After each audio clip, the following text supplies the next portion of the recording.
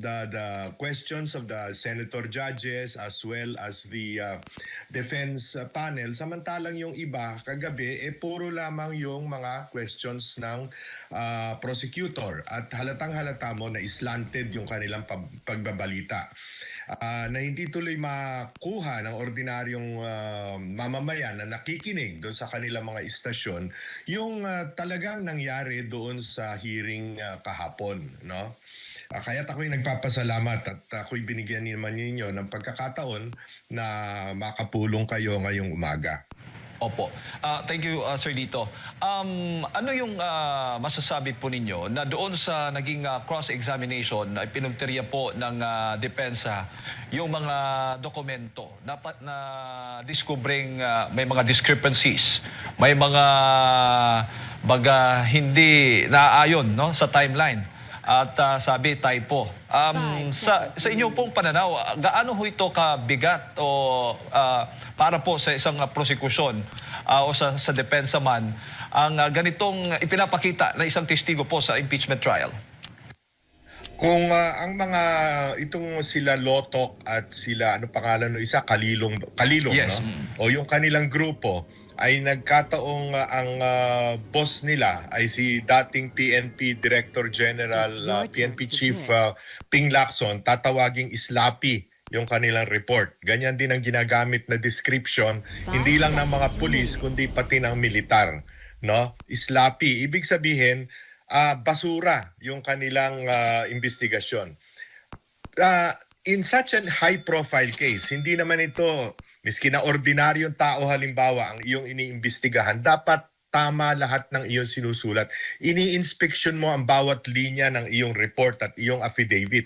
Ito, Vice Presidente ng Pilipinas at pangalawa, napaka-high profile nitong case. Buong Pilipinas alam itong kasong ito. Pagkatapos ang dami mong pagkakamali. Unang-una na lamang,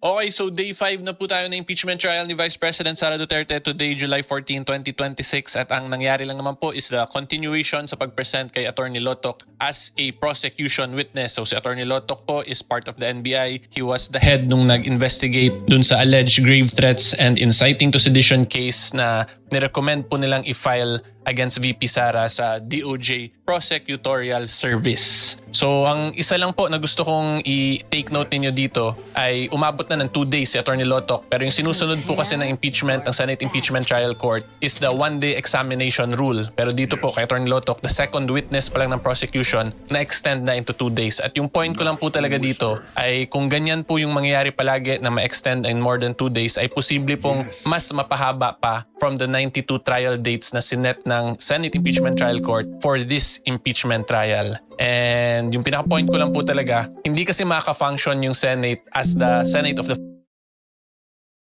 Philippines kung naka-convene sila sa impeachment trial court. So sana naman itong ginagawa talaga na impeachment trial ay may mangyaring for the benefit po talaga ng taong bayan once na mag-conclude na po fully to at hindi masayang lang yung resources natin. That's my main point po talaga. Okay, so for today's discussion po, I will be mainly explaining po yung tungkol sa personal knowledge na issue na inulit-ulit po ng cross-examination ni Attorney Vinluan. Kasi kung ako po ang tatanungin lang ninyo, and again, this is with all due respect po to the prosecution, ay tingin ko mas pabor yun sa defense, yung line of questioning kasi doon ni Attorney Vinluan kung saan napapasagot niya to si Attorney Lotok nang wala daw siyang personal knowledge regarding certain factual circumstances involved in this impeachment trial. Okay, so good day po to all of you, my fellow taong bayan, mga kasimor, at yan po ang video natin for today.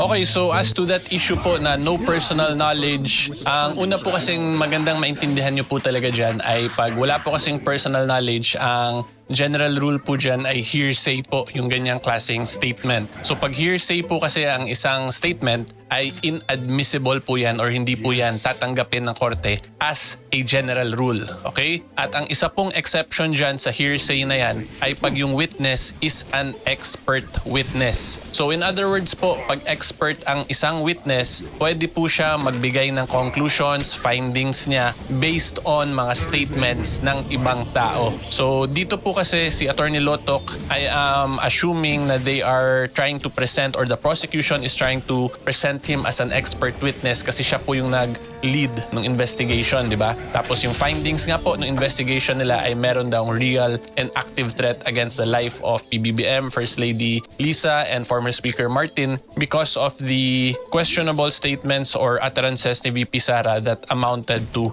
grave threats daw and inciting to sedition.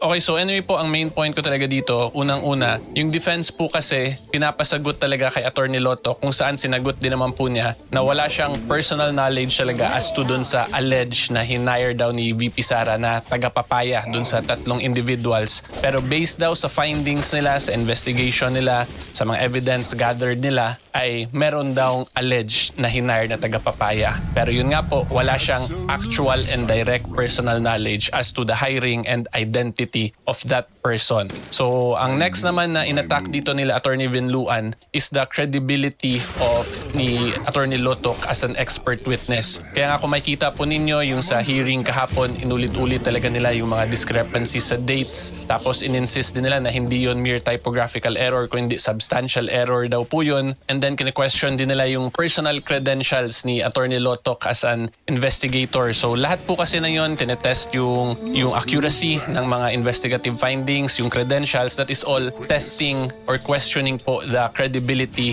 of that expert witness. So kung tanggapin nyo ng korte as na sira nila yung credibility ng expert witness na yon, ang magiging conclusion po niyan ay findings po niya sa investigation niya ay matitreat po yun siya as hearsay kasi hindi na siya nag-qualify as an expert witness. And then yung isa pa po, yung sa pag-test din dito ng credibility ni Attorney Lotoc, kung napansin po nyo yung tinatanong ni Attorney Vinluan yung iba't ibang factual circumstances, tas tinatanong niya si Attorney Lotoc kung meron ba siyang personal knowledge, tapos sa certain actions, ang sagot ni Attorney Lotoc, wala siyang personal knowledge as to the truthfulness of the statement ni VP Sara. Yung isa po dun is yung tungkol sa may mga corruption allegations si VP Sara. So ang sinabi po ni Attorney Lotoc doon, wala siyang personal knowledge as to the truthfulness of those corruption allegations, pero he is aware na may ganung ginawang statement si VP Sara based doon sa transcript at sa investigation nila. Pero nung pumunta na po si Attorney Vinluan doon sa alleged tagapapaya, hinire na tagapapaya na questioning, kung ako po tatanungin yung observation ko doon ay medyo evasive na po si Attorney Lotoc. And ang nangyari nga po doon actually ay si Presiding Officer Escudero na yung nag-clarify ng question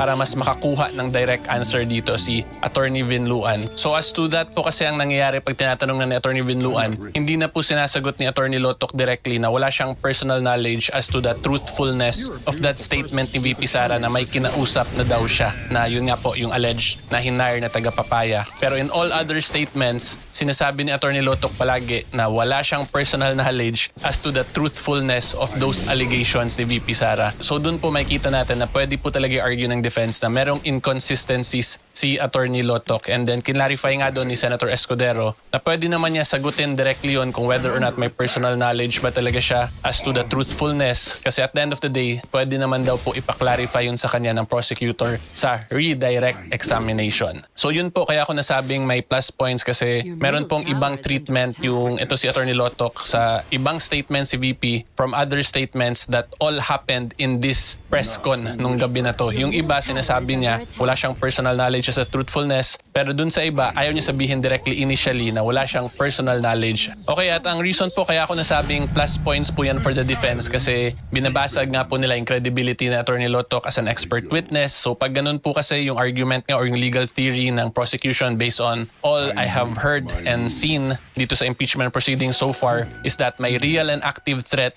that amounted to the hiring of that alleged tagapapaya, which amounts to an impeachable officer. So kung mabasag nga nila yung isang witness dito ng prosecution na nagsabing may real at active threat, ay posibleng mabasag na nila yung entire legal theory ng prosecution as to that impeachable offense. Okay, so yan po ang masasabi ko, pero please take note po, this is just my own personal point of view of the case so far. Posible pa rin naman po na iba yung appreciation ng judges, senator judges, sa mga nangyari dito sa examination and presentation of witness. Okay, so ngayon po ang next question naman natin is whether or not yung grave threats ba talaga can amount to an impeachable offense. So I will be basing this discussion po sa cross-examination ng defense dito.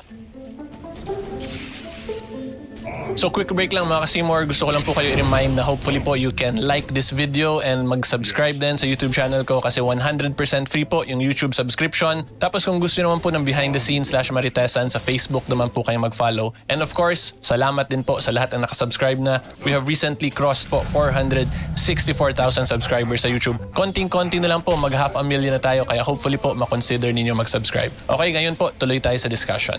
Okay, so for that question po, mapapanood nyo yung part na yun sa question and answer na tinatanong po dito ni Attorney Vinluan, si Attorney Lotok, kung anong court yung may jurisdiction over the crime of grave threats at kung whether or not bailable ba yung crime of grave threats. So, ang una po kasing magandang matandaan talaga natin dyan is that for the impeachable ground of betrayal of public trust, ang jurisprudence po kasi defines that as something that is so severe, or yung isang definition po ng Supreme Court dun is tyrannical abuse of power attended with bad faith. Tapos it is in the same level of seriousness as the other impeachable offenses. Pero it does not have to amount to a crime. Meaning, hindi po kailangan maging krimen para maging betrayal of public trust, pero dapat same level of seriousness po siya as the other impeachable offenses. So kung titingnan po natin, di ba, yung ibang grounds for impeachment dyan is treason, graft and corruption, culpable violation of the Constitution. So yan po ang magiging basis of comparison kung whether or not yung grave threats ba ay equal na ganun din ka-serious sa mga impeachable offenses na yon. So dito po, tinanong ni Attorney Vinluan mismo si Attorney Loto kung anong court ba yung may jurisdiction over the crime of grave threats and kung whether or not bailable ba yung crime of grave threats. So, yung pinaka-point nga lang ng line of questioning na yon, from my understanding, ay pinapakita po ni Attorney Vinluan na hindi ganun ka-serious or ka-severe of a crime if assuming po meron talagang ginawa si VP Sara na crime of grave threat na same level po siya of seriousness as yung other impeachable grounds. Okay, so yan lang naman po. And para po sa akin, maganda kasi yung legal theory na yon dito na in-explain po ni Attorney Vinluan as the part of the defense kasi the mere fact na yung grave threats is bailable as a matter of right, and then yung lowest penalty po niyan for that crime is under the MTC lang po, yung lowest level na trial court. Doon pa lang po pwede talaga i-argue ng defense na hindi siya in the same level of seriousness as other impeachable offenses. Kasi yung treason, graft and corruption, yung mga cases po na yun ay mataas po yung penalty talaga niyan. So yung isa niyan, di ba, like yung final po kay Senator Marcoleta na plunder. So plunder is a form of a graft and corruption case at yun po ay discretionary yung bail, or in simple terms or more commonly known as a non-bailable crime. So again, dun pa nga lang po pwede talaga i-argue yan in defense na yung grave threats is not in the same level as the other impeachable offenses. So yan lang po yung pinaka-point talaga niyan. And then lastly po, magbibigay na lang din ako ng comments sa mga na-observe ko pong mga line of questioning ng mga senator judges natin.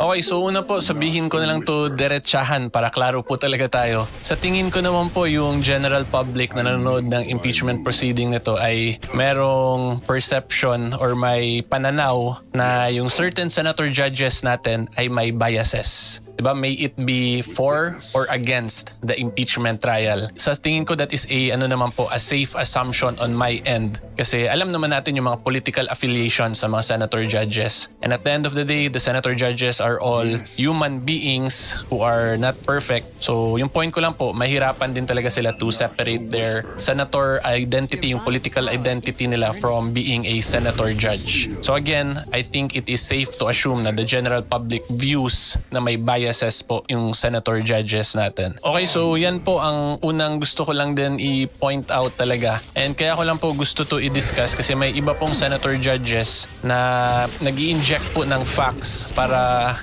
ako po ang tatanungin ninyo, my own personal opinion and point of view ay para pumasok sa legal theory nung prosecution. Like yung example po yung tungkol sa Operation Romanov. So, ang una po kasing magandang tandaan natin, yung Operation Romanov na dinidiscuss dito should be taken in the context of yung sinabi ng isang certain Princess Maui na nandun sa press conference, dun sa Zoom press conference si VP Sara. Kasi yun naman po, dun nagsimula yung Operation Romanov na yun. Pero nagulat na lang ako eventually, nanganak na umabot, na balik pa na yung Romanov issue pala daw ay directed sa first family na si Mayor Baste daw yung nagpasimula. So yan lang po, kung ako lang tatanungin, hindi siya maganda tingnan kung yung senator judge yung magtatanong ng ganung klaseng line of questioning na hindi siya galing dun sa actual facts nung discussion or statement statements or documents ng prosecution. Kasi yun nga po, yung pinaka main issue naman talaga is the Operation Romanov based on the statements nung Princess Maui, di ba? And that was actually clarified po ni Attorney Vinluan na yun yung Operation Romanov na dinidiscuss nila at hindi yung Romanov na sinabi daw po ni Mayor Baste sa isang rally. And the reason why I'm emphasizing this kasi yun nga po, ang dating lang sa akin, parang mas pumapasok yun sa legal theory ng prosecution. So, pag senator judges po kasi magtanong, di ba, dapat they should be impartial talaga. So, ang tanongin lang dapat nila kung ano yung mga sinabi na or diniscuss ng parties, i-test po nila yung logic, yung reasonableness ng mga explanation nitong witness. Dapat ganun lang. And from there, doon nila i-follow up yung questions. Hindi yung parang papangunahan mo, tapos biglang pupunta kayo towards a certain direction ngayon na legal theory. Okay, so yan lang po ang side discussion na gusto ko lang din ma-point out there kasi ako personally napansin ko po yun kanina when I was observing these proceedings. Okay, so overall po tingin ko naman same pa rin yung status ng case. Even some senator judges who are perceived to have a bias towards more sa prosecution ay mukhang kahit kanina po sa line of questioning ay parang naiinis na rin nung kinlarify nila yung mga certain matters in relation dun sa alleged crime of grave threats and alleged crimes of inciting to sedition. So although hindi pa naman po yun magiging actual basis as to the eventual decision or vote ng judges na yung senator judges, pero at least nakikita natin sa based on their line of questioning kung whether or not mukhang pinapaniwalaan ba nila itong witness na to or hindi, which will most likely be the basis of their eventual vote as to this ground for impeachment, itong Article 4 po. Okay, so yan lang po ang masasabi ko as to this issue. Kung gusto naman po panoorin yung Day 4 ng impeachment trial ni VP Sara Duterte, dito nyo po yan mapapanood sa video na to. And huwag nyo po kalimutan mag-like and subscribe. And until next time, see you all po. Bye-bye! Silently. My edge grows sharper. Radiant structures are fortified. Yes. Onward.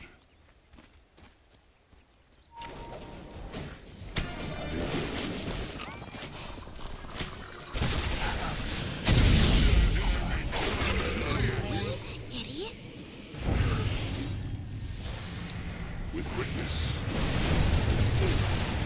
Mega killing spree.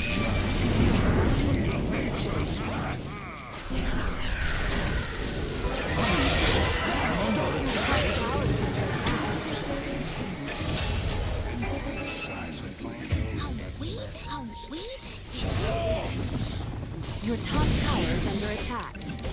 Killing spree. I make my no. You're a beautiful person with a charming personality.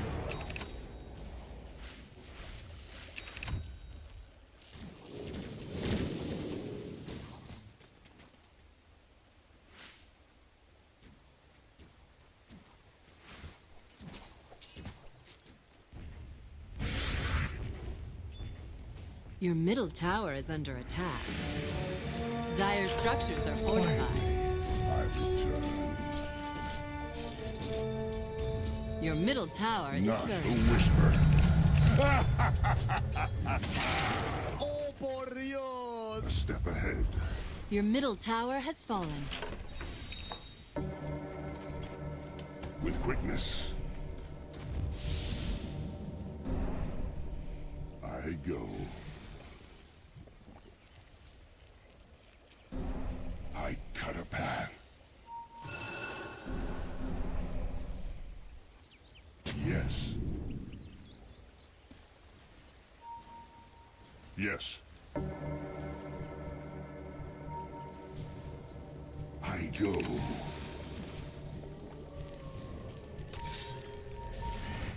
Silent running. It's not time yet. Attack! I'm not ready. Onward.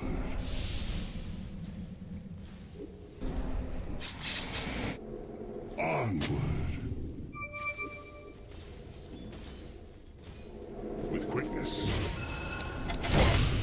Here, no more for me. enemy's bottom tower burned to the ground.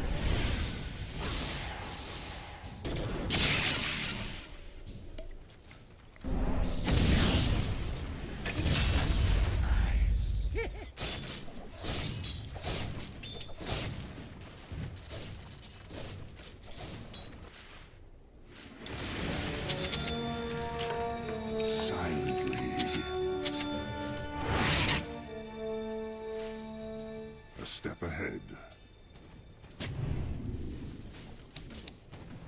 Silent running. Yes. Behold! Not a whisper.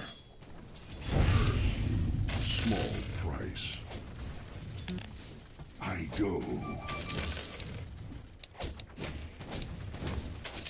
Silently. Soon you die. I go. I cut a path. Yes. Your bottom tower is falling. I So you make got a my little move. singed. So what?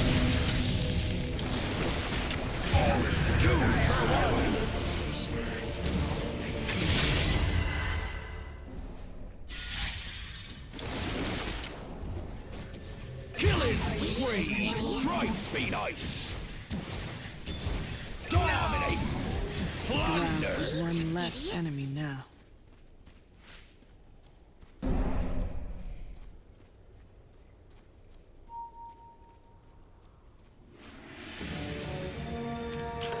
My glaives will answer this disrespect.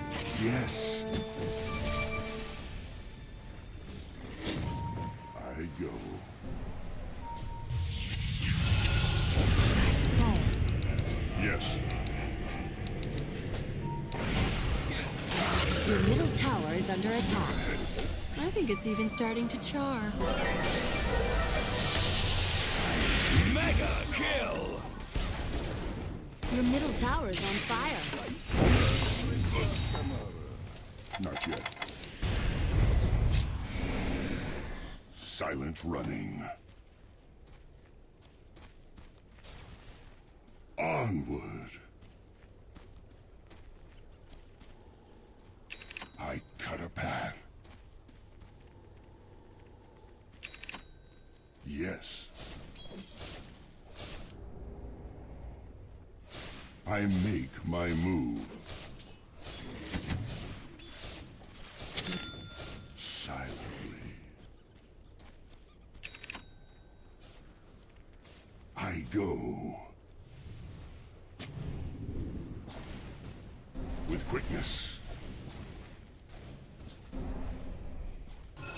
Not a whisper.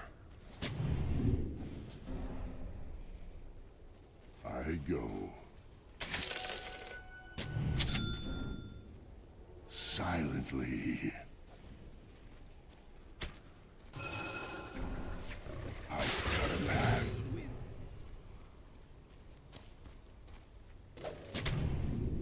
A step ahead. Silently.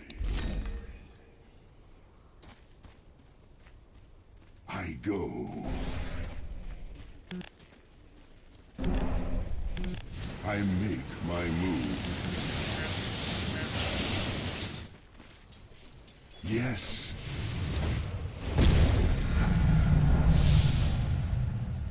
Yes. Silent running. Onward.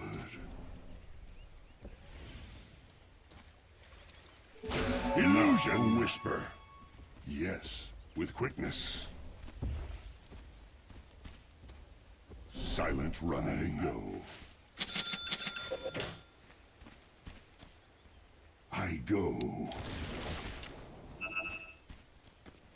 Dyer's courier has been I killed. cut a path. I make my move. Not a whisper. Yes. It's not time yet. Onward.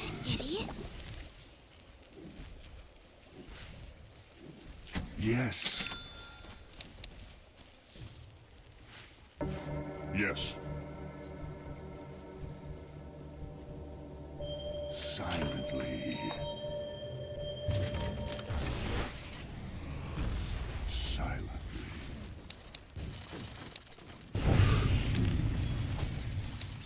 I'm paid for your silence.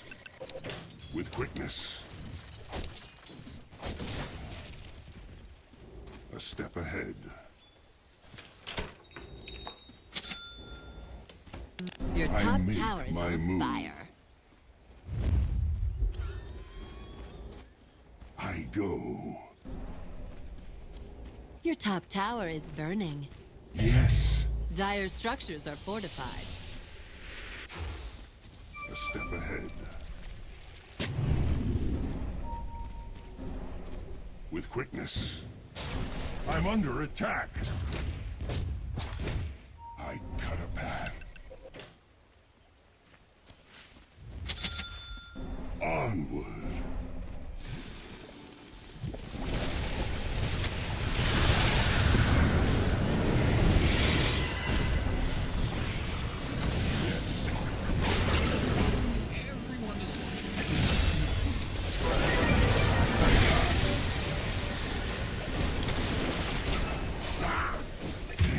Hear myself think. Held to kill. Killing spree. 2 for 1. Lie fallow in your grave. Time for taming.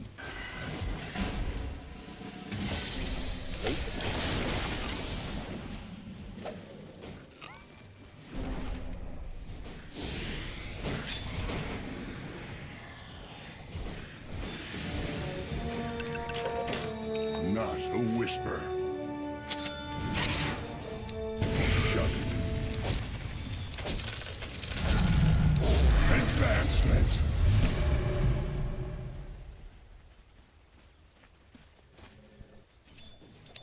I go. Yes. Ah.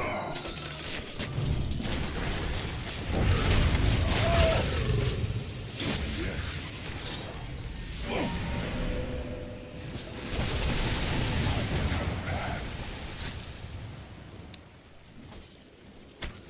I go.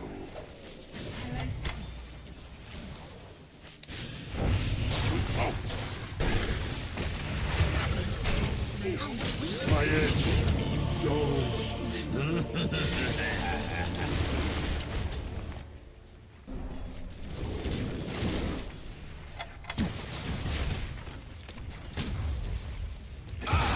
Your middle tower is I'll burning. tear you limb from limb. Your middle tower is to the ground.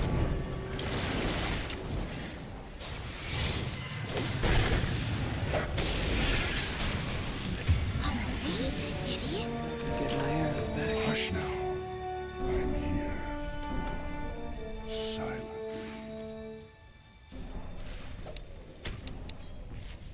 Not a whisper. Dire structures are fortified. Yes. Yes.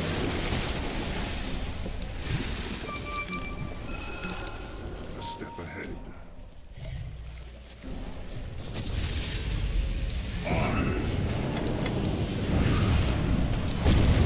Killing spree.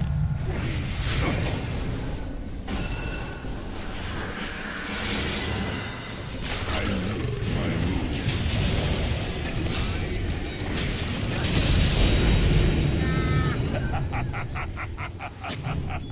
I go.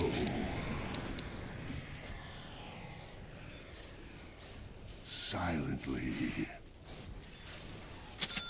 Oh, por Dios! Yes. What need have I for this?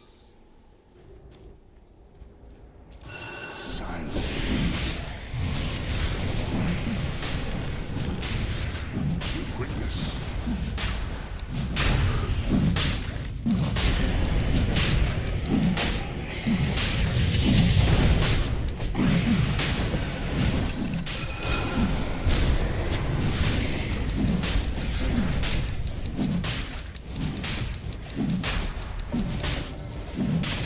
Roshan is falling to the Dire. Silent. Double damage. Yes. As the blades fly.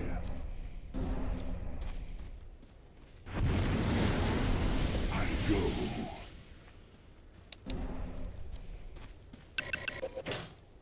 I make my move.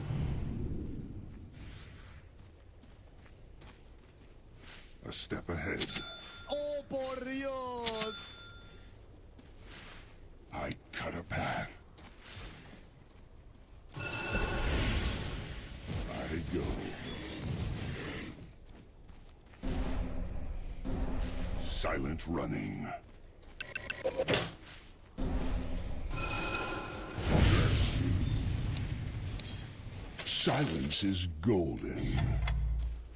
Onward. Not a whisper. With quickness. I cut a path.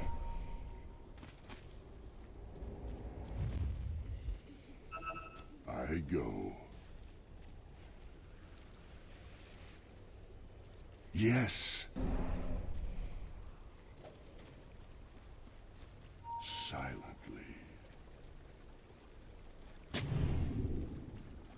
A step ahead.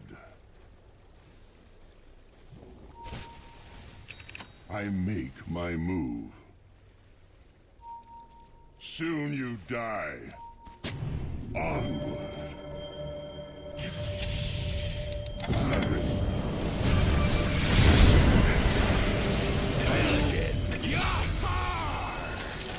Yes.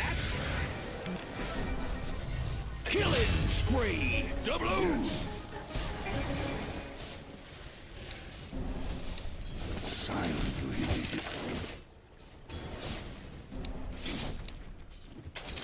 I go. Silent running. Money and bones. Money and bones. I cut a path. There is less to be heard. I make my move.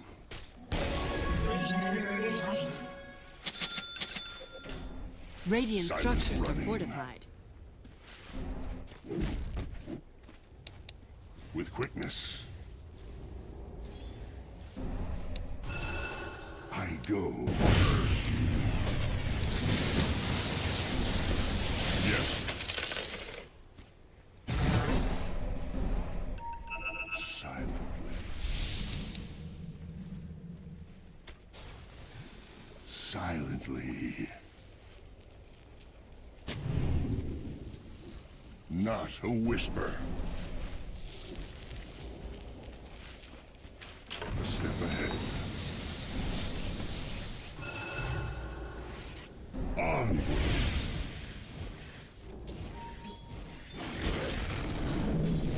Yes. Yes. I wouldn't hear of it.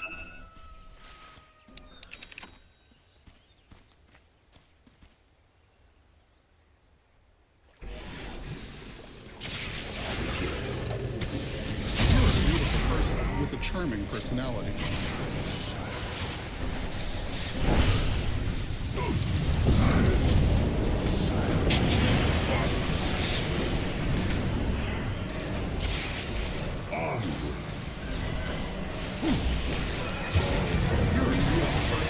Charming personality. Your top tower is under attack.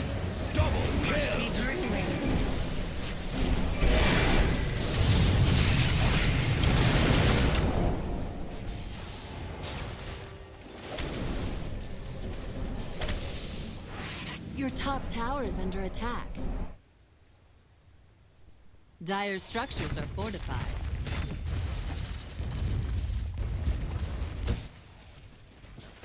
Your top tower is on fire.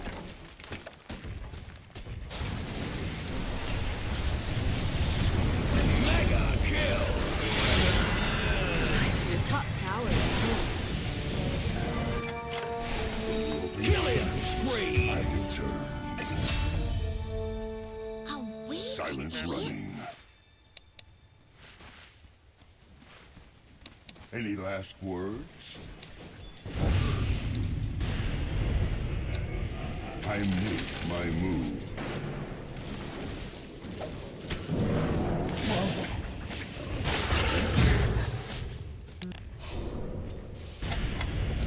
With quickness. I go. Cut a path.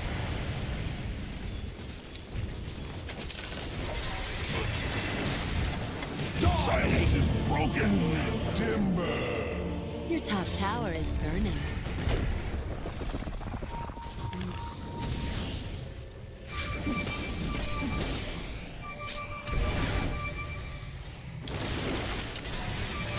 Can't see the forest.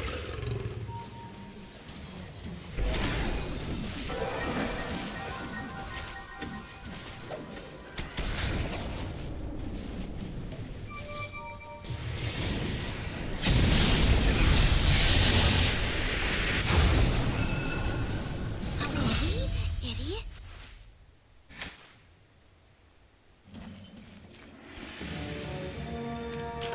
The grave was too quiet. Yes.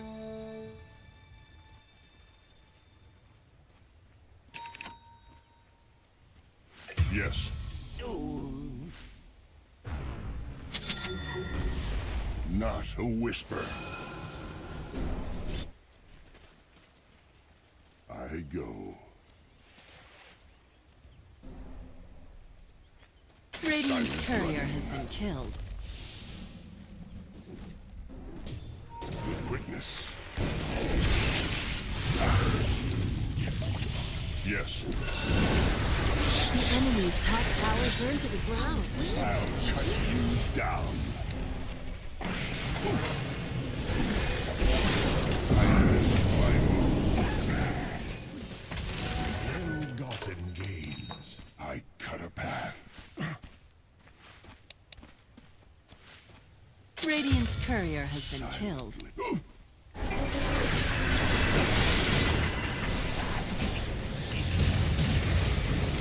Yes. Killing spree. Onward. You're a beautiful person with a charming personality. Not a whisper. Away, that idiot. Silently. Yes. Your bottom tower is under attack.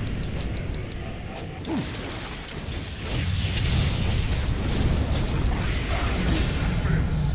Exaltation. I go. Away, that idiot. I go.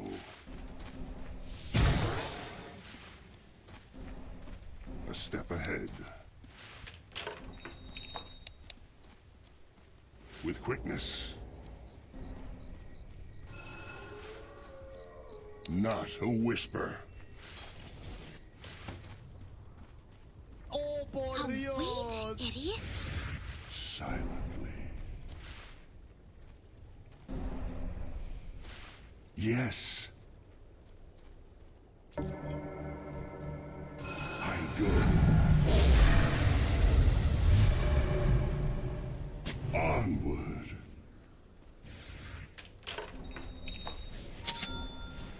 Yes. I miss my move.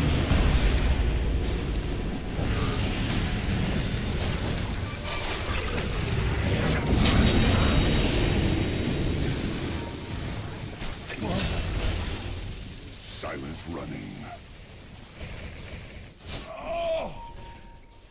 Yes. Silently. A small price. I'm not ready. I cut a path. Killing spree! Succumb to me.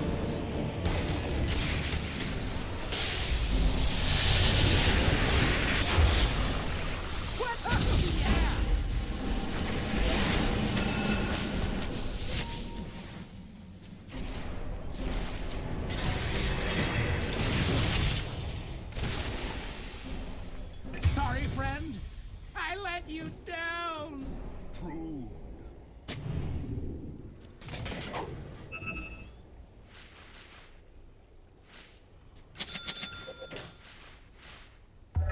Your middle tower is under attack.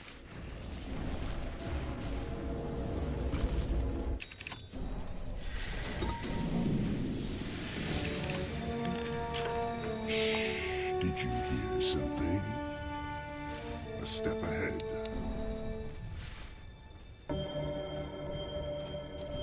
I go. Silently. Roshan has fallen to the radiant. Immortality.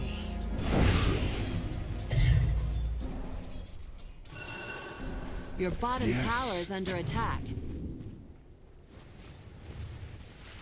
Yes. Your bottom tower's gone down in flames. Silently.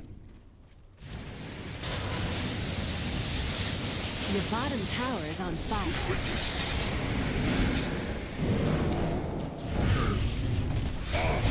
Dire structures are fortified.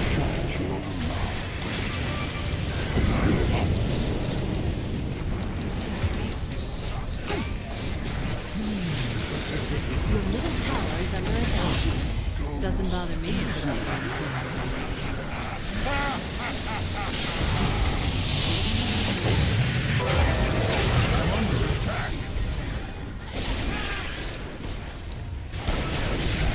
With a charming personality. I thought they weren't supposed to speak.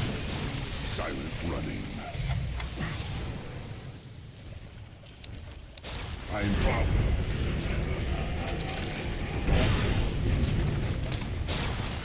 Not a whisper.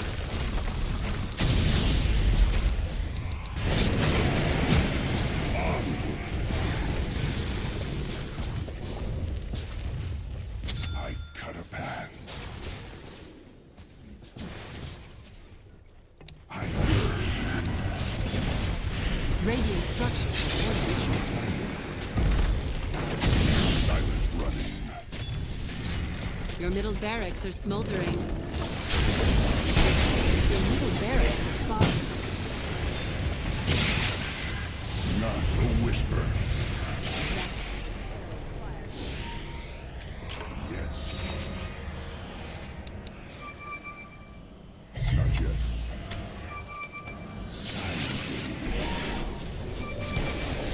You're a beautiful person with a charming Your personality. middle barracks are under attack.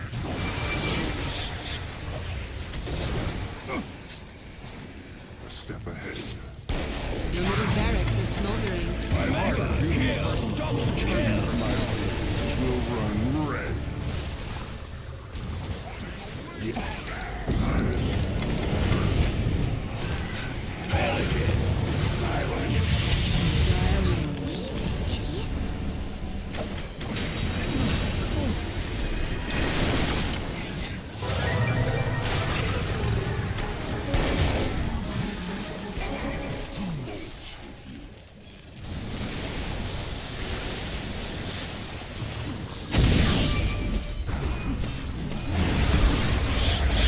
Your top tower is on fire. Your top tower burned to the ground. Your top barracks is... You're a beautiful person with a charming personality. Your top barracks have fallen. If that were mine, Your top barracks are under yours. attack.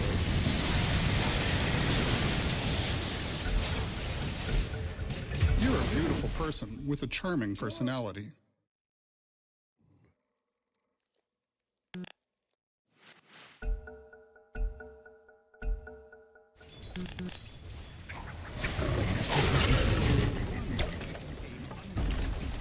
Your middle barracks have cleared out. Dire structures are fortified. Killing spree! 2 for 1!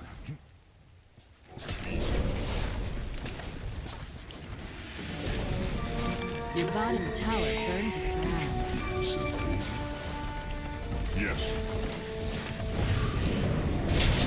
Your top barracks went up in smoke. I make my Your move. bottom barracks are under attack. Your bottom barracks have fallen. The enemy now has mega creeps.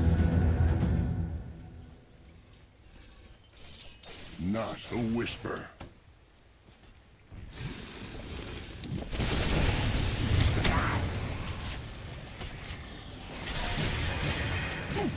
My edge.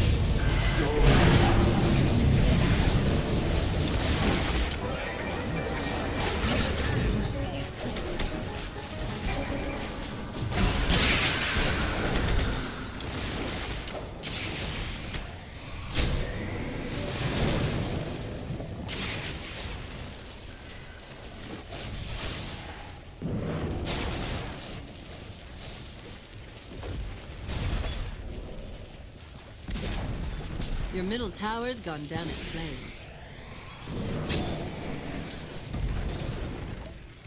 Your middle tower is under attack. Your middle tower is toast. Your ancient is being incinerated. Charming personality. I hear you. Your ancient is being cremated.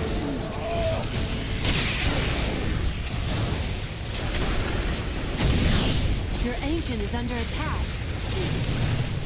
Radiant victory.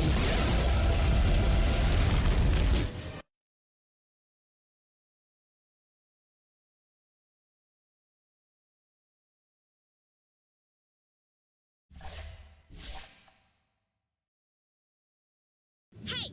Brother, this last... Oh, whip. You! I would 5 chicken... Oh, you every night with...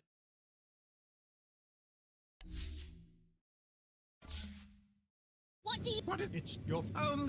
It's... Wait, I'm not?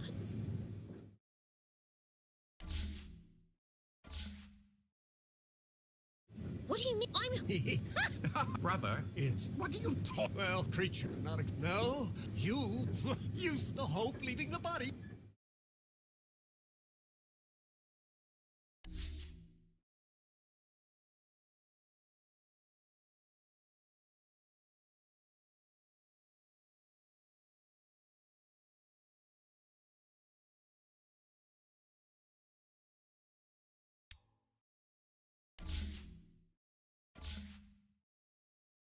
Wait, but later, yeah, we could. Yeah, the floor, they tweaked up that beast. You didn't let me finish. Can we not? They disappeared!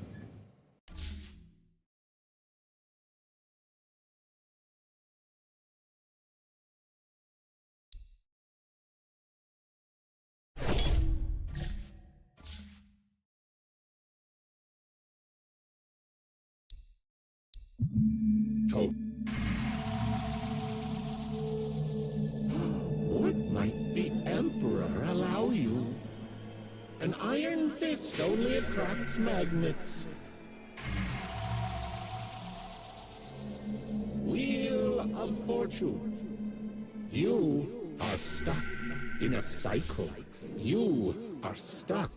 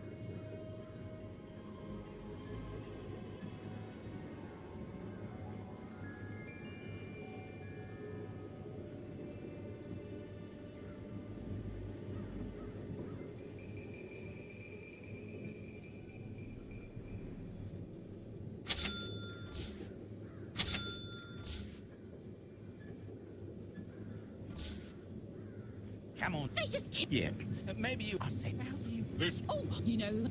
Look, now there's a door up here.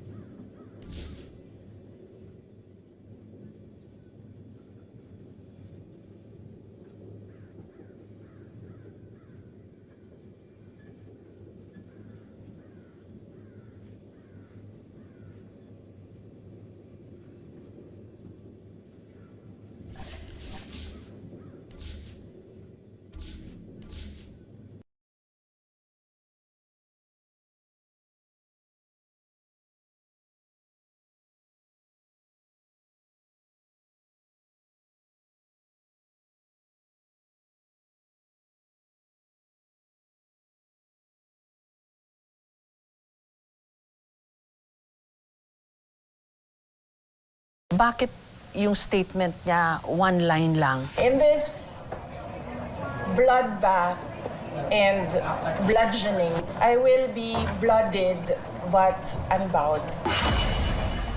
Kaso may mga pumupuna na parang inspired daw ho yun ng isang tula. It would be interesting para malaman kung paano niya tinitake yung lahat ng lumalabas sa impeachment trial so far. Well, I can only speak from my personal perspective of her, no? But unbothered, I would say. Pero they went into bank records and there were millions of pesos and yung total of transactions daw in all the banks amounts to something like 67 billion pesos. Yung ba hindi sinagot ever ni VP Sara? Hindi po namin masasagot yun because very serious din po itong katatapos lang na, well, not to mention the impeachment trial, pero matagal naman ang issue to, yung pananakot daw niya, yung death threats, yung threats niya kay President Marcos, First Lady, the former Speaker. Nasagot din ho ba niya yun sufficiently, given na may video as evidence na ang strong po ng dating? Sa opening statement ng inyong lead counsel, si Attorney Sheila Sison, she said something like, the burden of proof is on the prosecution, not on the respondent or the defense. Pero the Vice President being the Vice President and the second highest official of the land, kahit walang burden of proof, if I may say, she has the burden of responsibility and the burden of her office, which is the second highest position nga po in the country. Ano hong masasabi niyo doon? it doesn't mean that if the burden of proof never shifts, that we will no longer be showing any evidence. No, it will depend on what the prosecution will show. Kung sa tingin namin kailangan naming i-rebut, we will definitely rebut. Kasi naintindihan naman natin na ang taong bayan gusto rin naman malaman talaga kung merong ginawang katiwalian o pagkakamaling ating Vice Presidente. And we're confident with our case. No, we're confident that we will be able to show the Filipino people that maybe these allegations are because of something else rather than the truth that she did something wrong. That they don't want her to run in 2028? That's always been a question that everyone's been asking. Pero hindi ba yun parang pulso ng isang abogado like she is, di ba? Na you just answer it in the right forum, never mind the court of public opinion. Ang ingay ngayon ng lipunan natin, napaka-politicized, napaka-polarized, ang iingay ng mga kalaban niya. Hindi ba parang natatalo siya by default? Option ho ba sa kanya ang resignation? Na during an hour or two before the start of the trial, kasi usually kami ng defense team, magkikita kami dito ng 12. So when she asked me if she could see the defense team for a short meeting, she came here at 12:30 to really thank us, to thank the entire team, kasi hindi naman niya araw-araw na niya. So she asked if she could visit us na lang here, parang sa ganun di na kami nagmamadaling pumunta ng Senado after ng meeting namin for the 2 p.m. trial. Bakit yung statement niya one line lang? Ako, hindi ko alam, no? But that statement, impeachment's resolution number 39 under rule, I think 18 yun, if I'm not mistaken. Nakasulat kasi doon that the parties, hindi kami pwede mag-discuss, no? O ipahayag yung aming mga merits ng aming mga kaso in public. Hindi naman yan naiiba sa tinatawag nating sub judice sa normal cases. No? So we have to be very mindful and very cautious of that. So I guess that's why she only gave one brief statement on the matter. Kaso may mga pumupuna na parang inspired daw ho yun ng isang tula. Well, that meaning magkakaroon ng sa naging statement niya. Yon ang isang tula. Well, alam nyo, Ma'am Jessica, hindi naman natin mapipigilan ang mga tao na gumawa ng kani-kanilang haka-haka o opinion sa naging statement niya. But she has always been consistent with being unbowed. Meaning, well, yesterday, one thing is na-explain yung bloodbath. No? Kasi ang parating inaakala po ng bloodbath is bloodbath, meaning magkakaroon ng parang away, matinding gera dito sa loob ng courtroom. When all she meant when she said bloodbath, I think a year ago, was that it would be her blood spilt, no? Kumbaga siya yung i-crucify, siya yung iba-bludgeon, which nasabi niya kahapon, no? That she'll be bludgeoned. Kasi siya yung nagiging subject ng impeachment na to. At alam naman natin, lahat ng mga hindi magagandang aligasyon ay ibabato laban sa kanya. So, yun ang meaning niya ng bloodbath. It's her blood, actually. And she tried to explain that in one of her interviews. So kahapon with her statement, it was really that. But with being unbowed, well, that's the Vice President. Eh. As much as I know her since 2022, ang dami ng batikos, no? Laban sa kanya, kahit nung nasa DepEd kami, OVP siya, every day may naharap ng mga batikos laban sa kanya. And sa kanya, she just keeps her head down and trabaho lang despite all of these things. And now we're ready at impeachment, which she foresaw. Actually, back in 2023, she already knew that impeachment was coming. It would be interesting para malaman kung paano niya tinitake yung lahat ng lumalabas sa impeachment trial so far. Well, ako, I can only speak from my personal perspective of her, no? But unbothered, I would say. In fact, I'm surprised. Kumbaga, matatag talaga siya eh. You know, maybe because she's used to it, maybe she's used to criticisms, or maybe she has resigned to the fact na since 2022 talagang maraming aligasyon na binabato sa kanya. So sa ngayon, she is very calm, actually. When I talk to her, I've never seen her parang worried about this impeachment thing.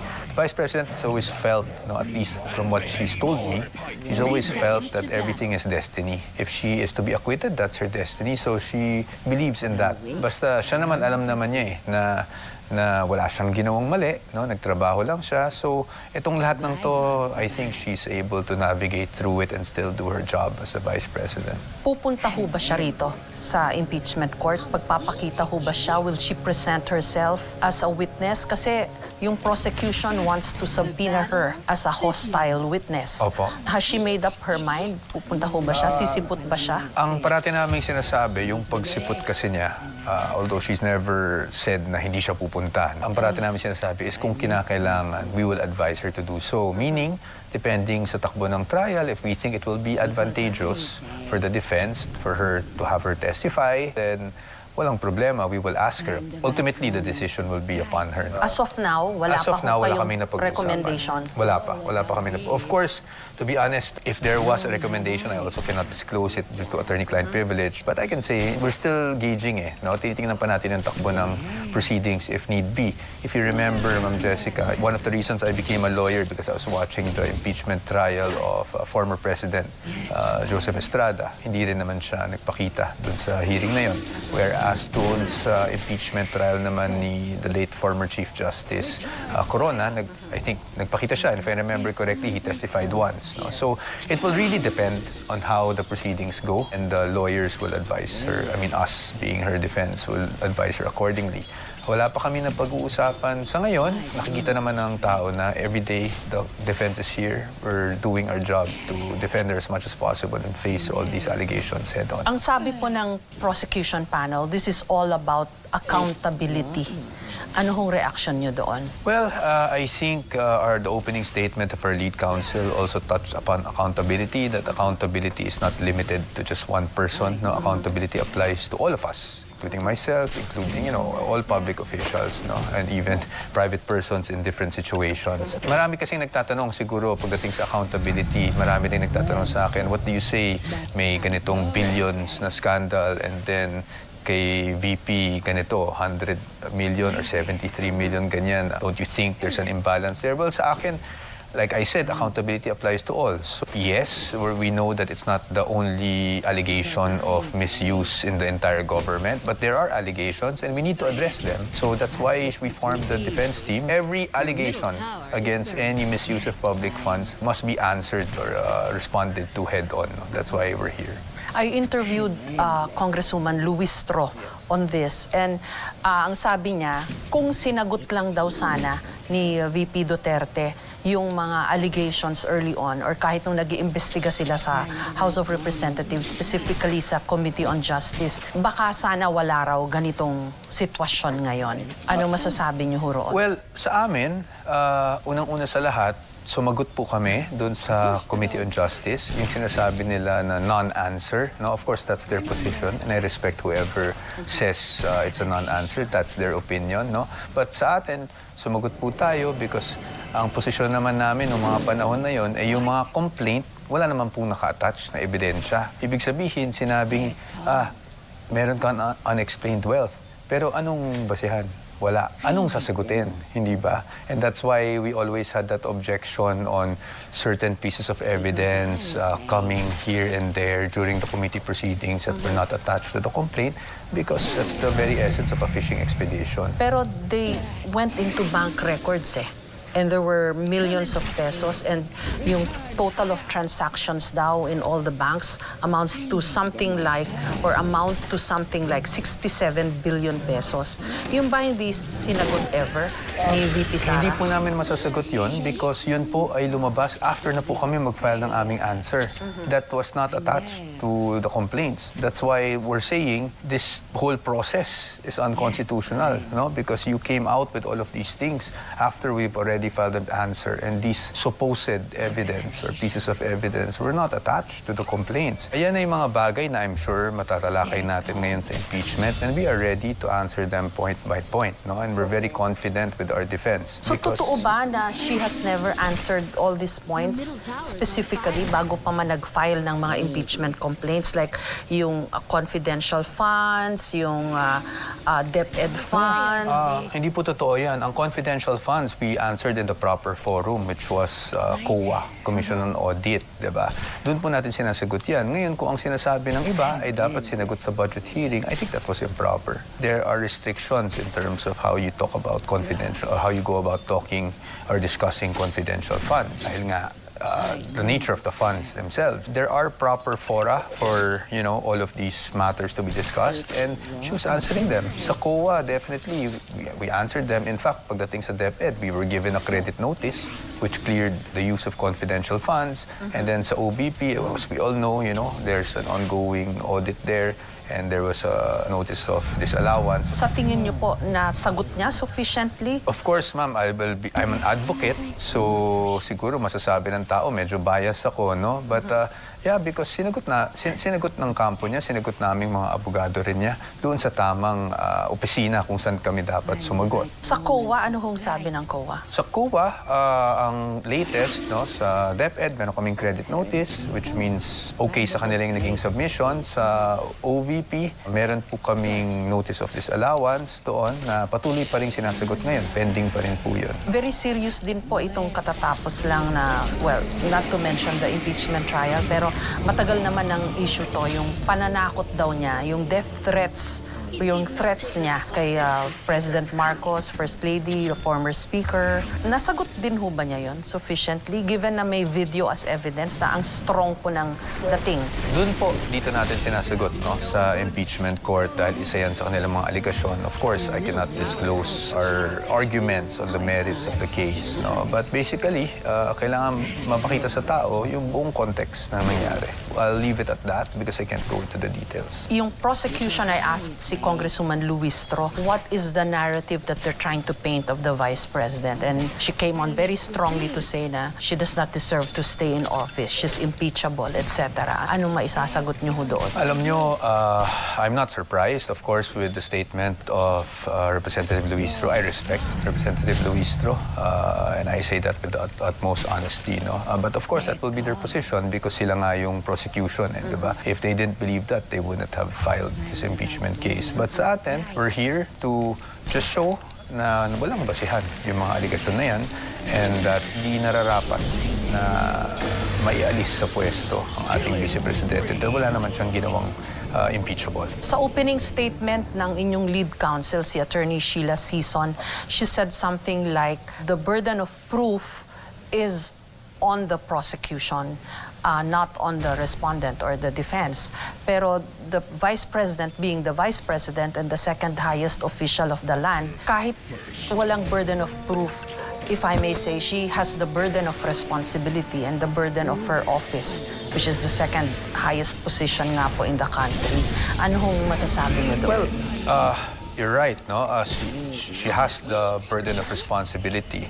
Pagdating naman sa mandato niya bilang vice-presidente, she has always been committed to fulfilling her mandate. Now, pagdating sa mga aligasyon na to, syempre, kung sinong nagsasabing may ginawa kang mali, siya talaga dapat ang magpatunay. Or else, we'll live in a society where anyone and everyone can just say, uy, nagnakaw ka without any iota of evidence, and you'll just have to be defending all the time, diba? So, that's why the burden of proof is really never shifts, and that's actually the rule of the Supreme Court. It is up to the prosecution to really show na may basehan yung aligasyon nila. Ngayon, kung may mapakita naman sila na ebidensya na di umano may nangyaring hindi maganda o may ginawang impeachable offense ang ating vice-presidente, kaya naman kami nandito para depensahan siya, para i-rebut lahat ng mga aligasyon na yan. So, it doesn't mean that if the burden of proof never shifts, that we will no longer be showing any evidence. No? It will depend on what the prosecution will show. Kung sa tingin namin, kailangan namin i-rebut, we will definitely rebut. Kasi naintindihan naman natin na ang taong bayan gusto rin naman malaman talaga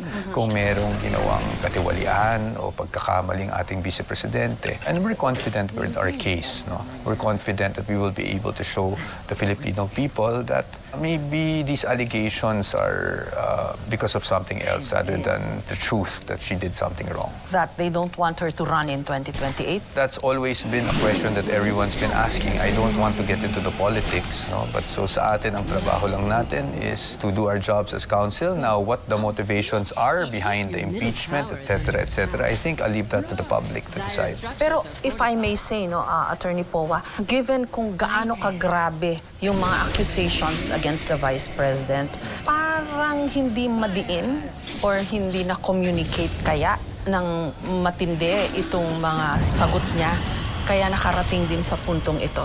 Well, if you remember... Is it not your style or not her style kasi? Ganun ba yun? Kasi parang matipid yung mga sagot niya, and now that we're in the middle of this, parang pumunta siya dito sa Senado, nagpakita lang, and then she did not say much, di ba? Parang she could have used the opportunity to explain her position. Pero ano ba yun? How do you explain that? It's not her style? Because there's always a proper time and a proper place, no, to answer these allegations. For one, ang daming lumalabas na aligasyon, wala namang ebidensya. So, bakit mo papatulan yung mga ganong criticism? Hindi naman lahat na nagsabi nagnakaw ka, papatulan mo na kaagad, hindi ba? Lalo na kung walang ebidensya. Ngayon, pagdating naman sa, sinabi ko nga, proper time and proper place, pagdating sa mga COA issues, sinagot yan sa COA, where it's proper to do so. Again, we do not litigate our cases in the court of public opinion. But she's the Vice President. She's the Vice President, but when there are issues on confidential funds, and confidential funds, as we know, are intertwined with national security, you cannot just blurt these things out in public, diba? There are allegations of grave threat. They filed a case against her in the DOJ. We had to respond to the DOJ. Again, we cannot discuss that in public because it's already sub judice. Pero hindi ba yun parang pulso ng isang abogado, like she is, di ba? Na you just answer it in the right forum, never mind the court of public opinion. Ang ingay ngayon ng lipunan natin, napaka-politicized, napaka-polarized, ang iingay ng mga kalaban niya. Hindi ba parang natatalo siya by default? But for example, ma'am, if I were to answer things now, your questions, for example, then I will already be telegraphing everything to the impeachment court. And right now, what matters now is for her not to get convicted, di ba, sa impeachment. So, I guess it's different styles, but when you say she's not answering it, I beg to disagree. I take exception to that because she's been answering in the proper fora, wherever that may be, all of these issues. Yung iba naman, how do you answer it kung walang ebidensya? No? So, right now, they say they have the evidence. We want to see the evidence, and we'll see if we can rebut those evidence if the time comes for us to present our own evidence on the matter. Option ho ba sa kanya ang resignation? We've never spoken about it. The Vice President feels strongly about the 32 million people who voted for her. She's not about to turn her back on these people. So, yung family niya, how are they taking this? Ma'am, the Vice President is a very, very private person in terms of her family. So we don't talk about it that way. No? So, I mean, we don't talk about those things. I'm sure kumbaga, hindi naman first time ito eh, di ba? Their political family, she also, since 2022, sabi ko nga kanina pa na parati na siyang binabati ko. So, hindi na to bago sa mga taong nakapalibot sa kanya, including myself. Attorney po, baka may gusto pa ho kayong sabihin na hindi ko po natanong sa inyo. Siguro, Ma'am Jessica, kami gusto lang namin magpasalamat sa lahat ng mga taong sumusuporta, of course, hindi lang sa amin, but lalong-lalo na sa ating Vice Presidente. Siguro ang maasahan nyo galing sa mga katulad ko na abogado niya is we will try to be as objective as we can. No? Meaning, of course, may konting bias dyan because we're advocating for our client, who is the Vice President, but we will not blur lines. Pag tinanong niyo ako, tama ba yung sinabi ng prosecutor na ganito? Kung tama naman, bakit ko sasabihin na mali, di ba? Siguro, what you will expect from me as a spokesperson of the defense team is I will try to be as objective as I can para naman we don't mislead the public, di ba? And siguro, last na lang po, we'd like to ask the patience of the public. I know, katulad ng mga tanong nyo na kailan sasagutin, ba't hindi pa sinasagot, no? But nandito na tayo sa impeachment, and the process is the prosecution will have to present their evidence first, and after they've presented all of their pieces of evidence, it will be the turn of the defense. So siguro kailan lang natin ipaliwanag yan sa publiko. Hintayin lang din na yung tugon o yung sagot namin sa bawat aligasyon. So, kung ang gusto ho ng prosecution is to paint the Vice President as not fit to stay in office, ano naman po ang kwento o narrative na gusto nyong iparating Of sa course, tao? the exact opposite. No? Basically, that's how I'll answer it. No? The exact opposite, that the Vice President has done nothing wrong, that has not committed any impeachable offense, and that all she has done for the past 3 years is to serve the people and to fulfill her mandate as the Vice President. Kaya nga po, kahit nandito tayo sa impeachment, no, tuloy-tuloy pa rin yung serbisyo ng OBP, tuloy-tuloy pa rin yung serbisyo na, and she visits communities to really give services, especially to the underserved communities in our country. Attorney po, maraming Thank you, salamat. Mama. Thank you, thank you, thank you. The middle tower is on fire.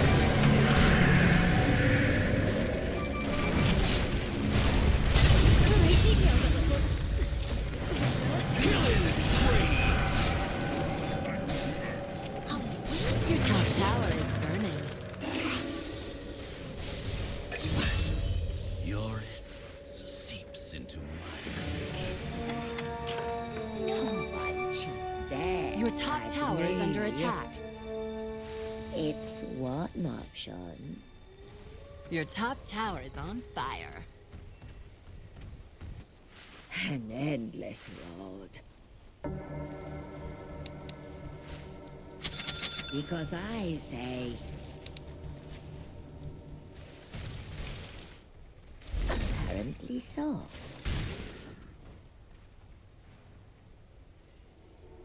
Maybe it's fate. There's always one to shoot. Phantom footsteps. Find the right moment to strike.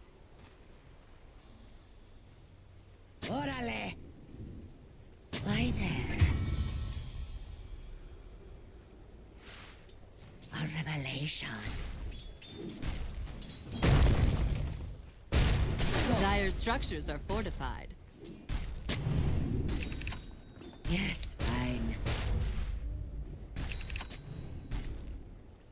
I know this trail.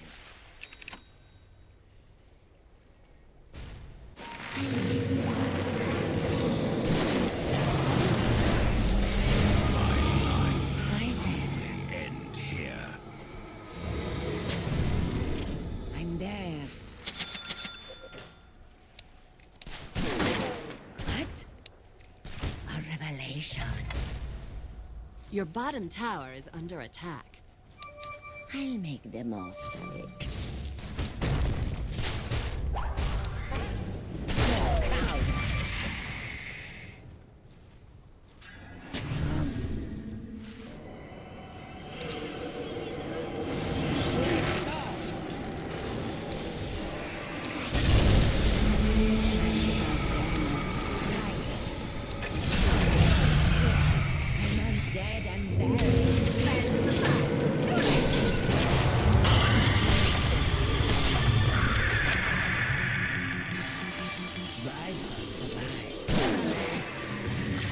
Killing spree. Kill them all!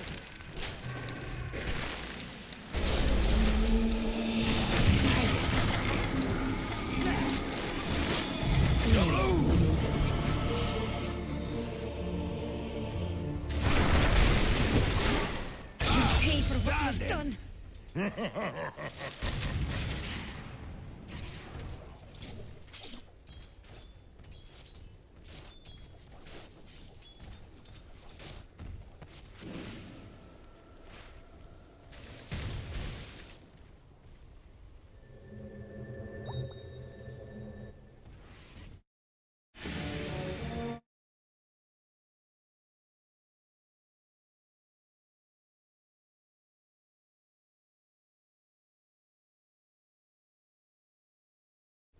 It's one option.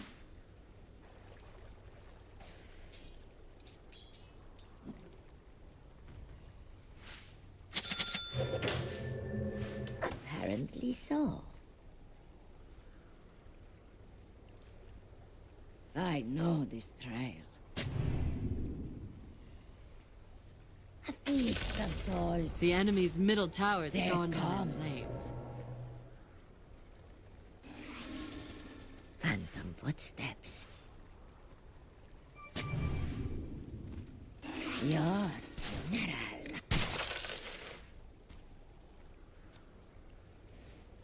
Yes, fine. An endless road. Your top tower is under attack. Because Radiant I structures say- are fortified. Mega kill.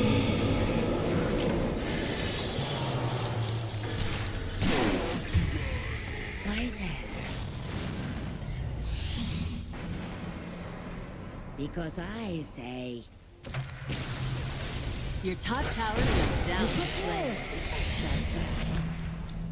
I'm under attack. Dead comes. Your top tower is burning. Find the right moment to strike. Your top tower is on fire. I know this trail. Just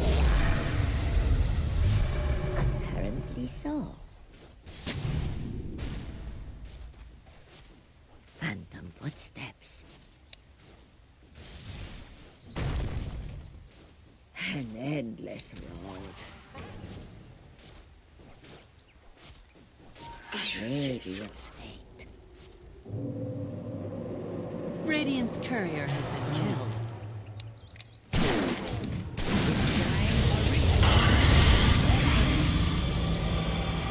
I know this trail. Seems okay. Yes, fine. There's always more to Your shoot. top tower is under attack. What have we here? I'm there. Your top tower is under attack. Doesn't bother me if it all burns down.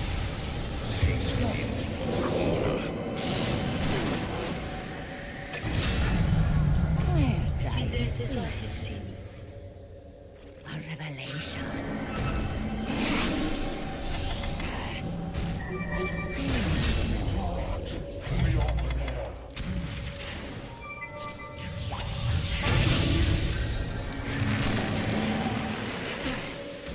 Killing Because I spree. say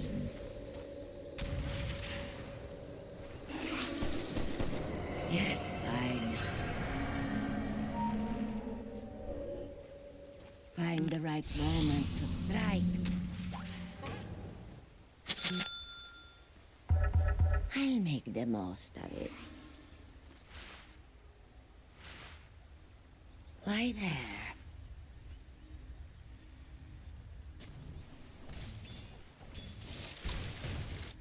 It seems okay.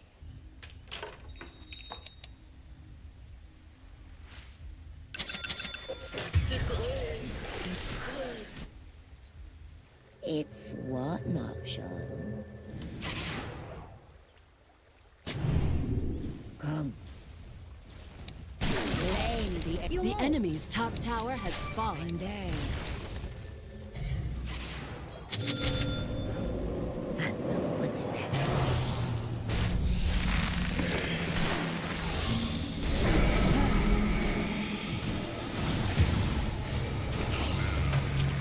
Death comes. You can't escape this fear. Go. Maybe it's fate. It's not that funny. An endless road. I know this trail.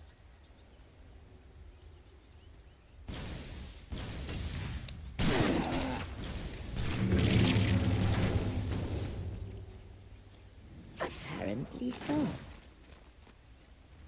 Just wait. I know this trail. Come. Your bottom tower is on fire.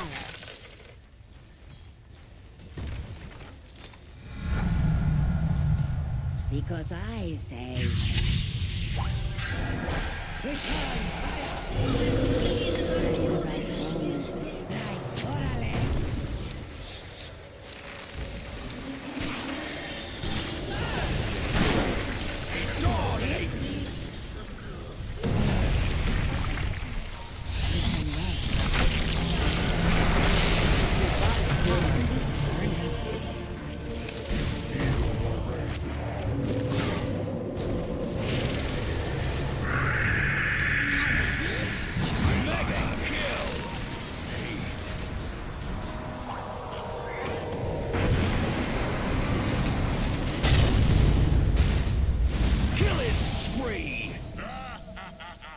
Your bottom tower is under attack.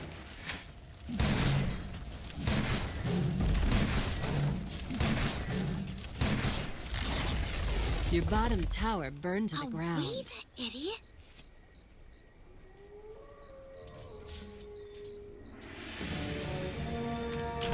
Ojo por ojo! Die! It seems okay. Silencio! Want to what? Your middle tower is burning.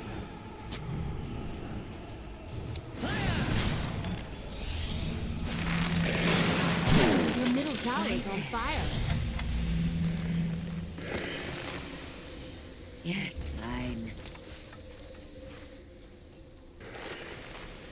Death comes. Your middle tower is burning. There's always more to shoot. Your middle tower is under attack. Hey, that's right. Phantom footsteps.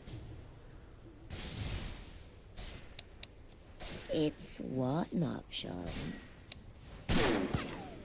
Aye. Go. I'll make the most of it.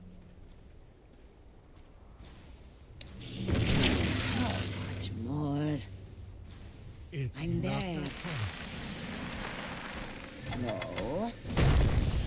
Go. I'll make the most of it.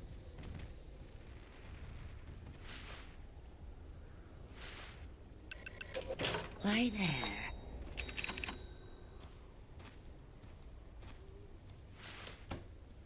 An endless road.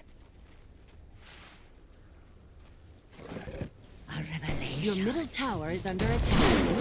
Only you can prevent that. Find the right moment. Right. Your middle tower is burning. It seems okay. Keep running! Because I say... Your middle tower's gone down in flames. Maybe it's fate. All the other grapes don't run. Death comes. Apparently so.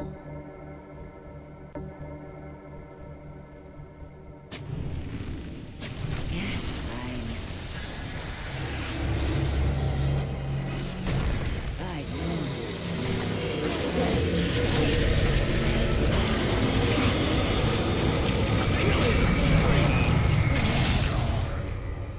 Maybe it is written, and it It's is not done. that funny. It's what not, Sean? Órale! Come. Solar crest. Silence. Phantom footsteps. Yes, fine.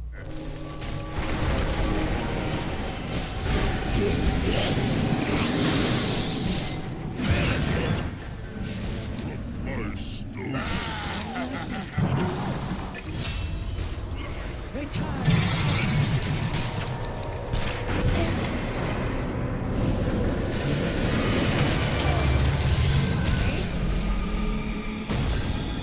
They welcome a world of pain.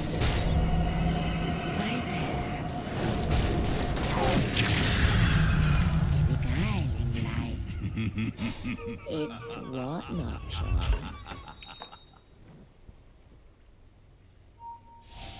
I'll make the most of it.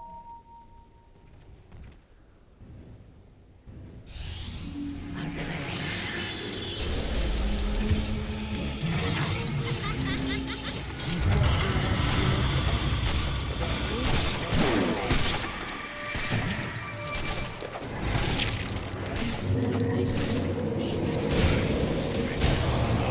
Very well. I'm under attack. Find the right return to my beloved.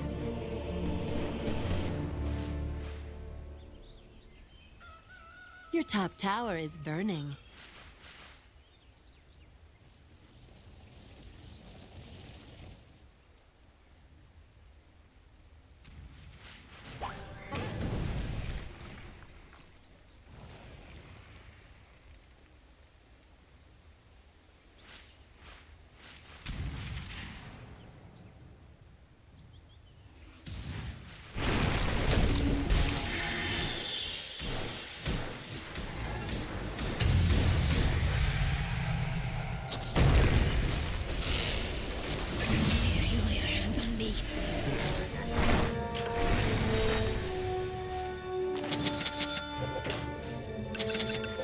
Go.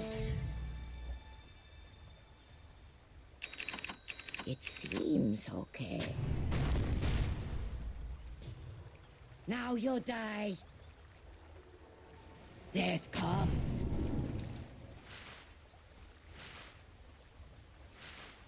Apparently so.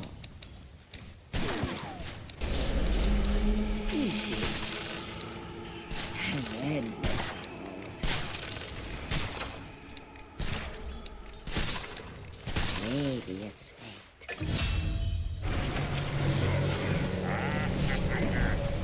Phantom footsteps. I know this trail.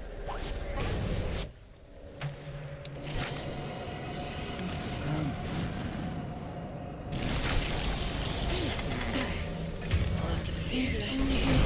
Your top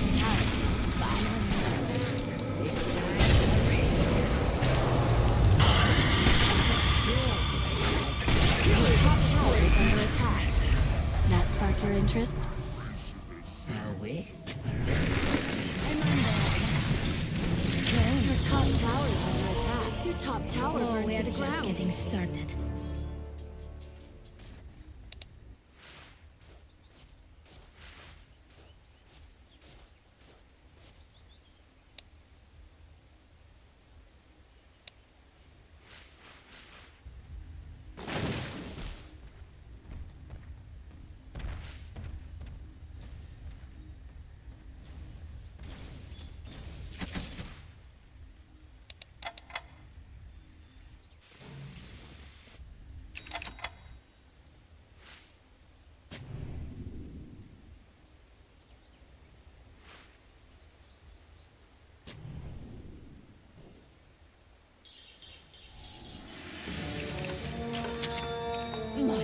easier than the first time. It's one option.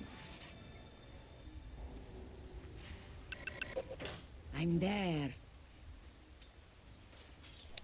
Vale. I know this trail. Death comes. An endless road. Because I say... Killing spree! Why there? It was your own damn fault. Come. Phantom footsteps.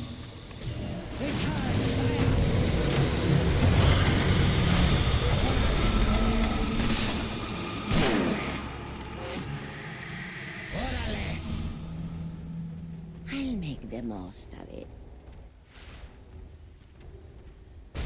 No. Apparently so.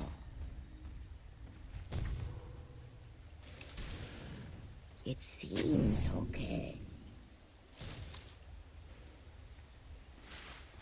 A revelation.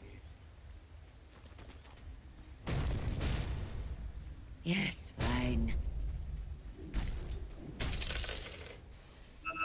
Maybe it's fate. Yes, fine.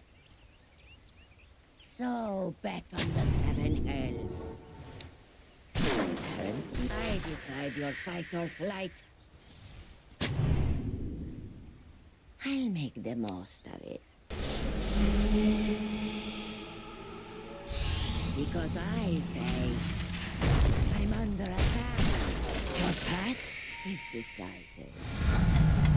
A revelation. I'll step between the planes and win. I know this here.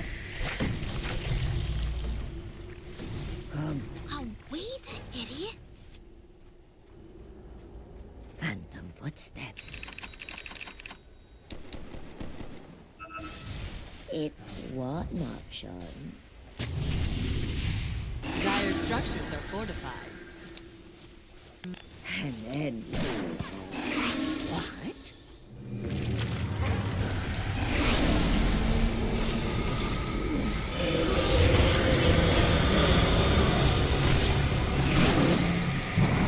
Your top tower is under attack.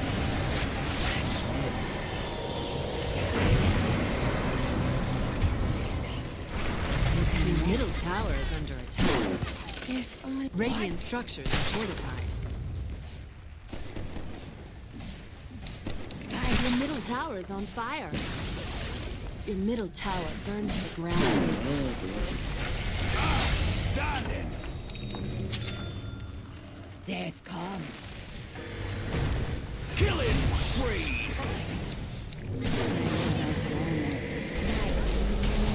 I'm under attack. Your middle barracks are under attack.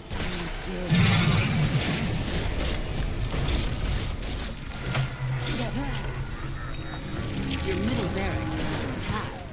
Where do you keep the gas? Your middle barracks are flamed out. Why there? I'm there. Death comes. Maybe it's fate. Ah!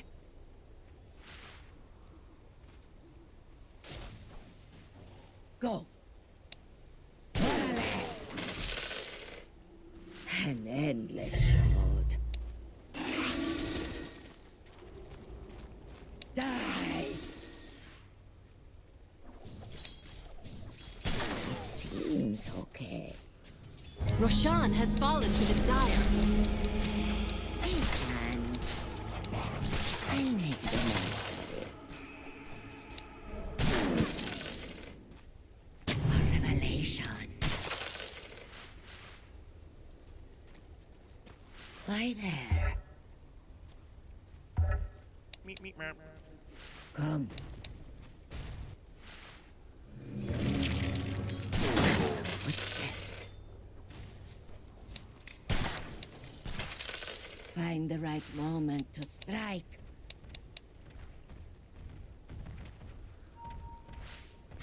It's one option. I'm under attack. Let's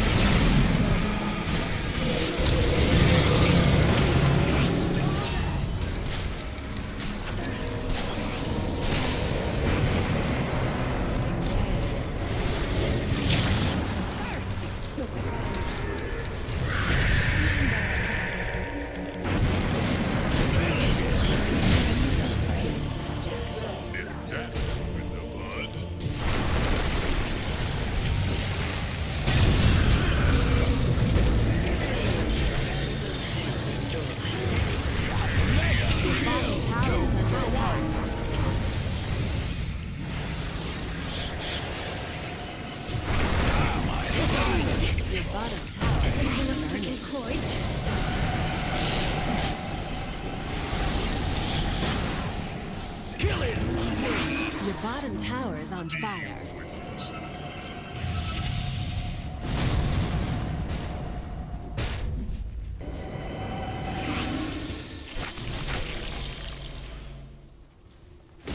Your bottom barracks are under attack. Radiant structures are fortified.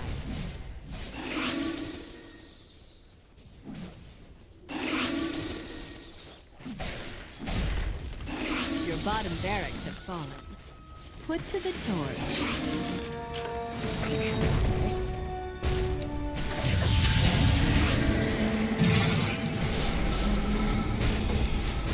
Your bottom barracks burn to ashes.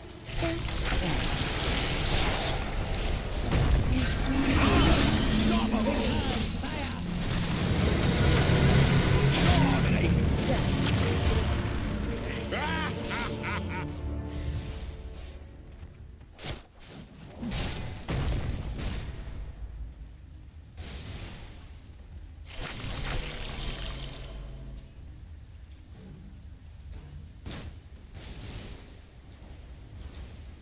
Your top tower is on fire.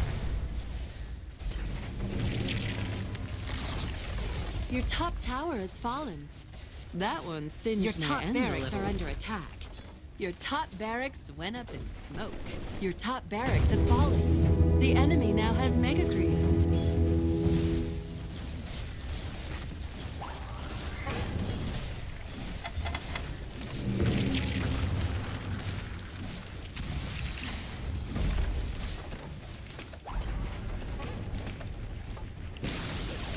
Your middle tower has fallen. Aw, Your middle things tower getting is too too hot hot for you.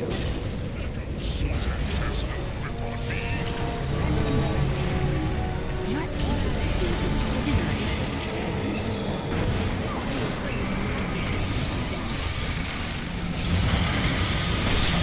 Your ancient is being cremated.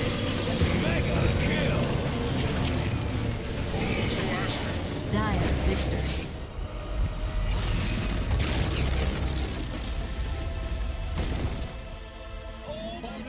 defeated, but never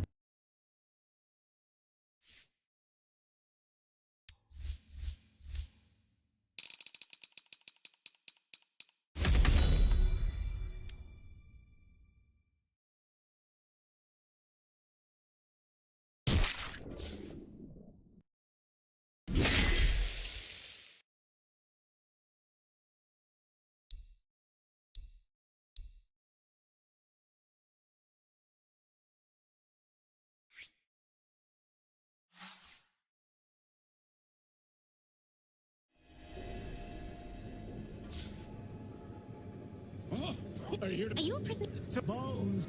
Payment. Money. Bones. Don't sign that. Oh, wait. They just... And with your welcome.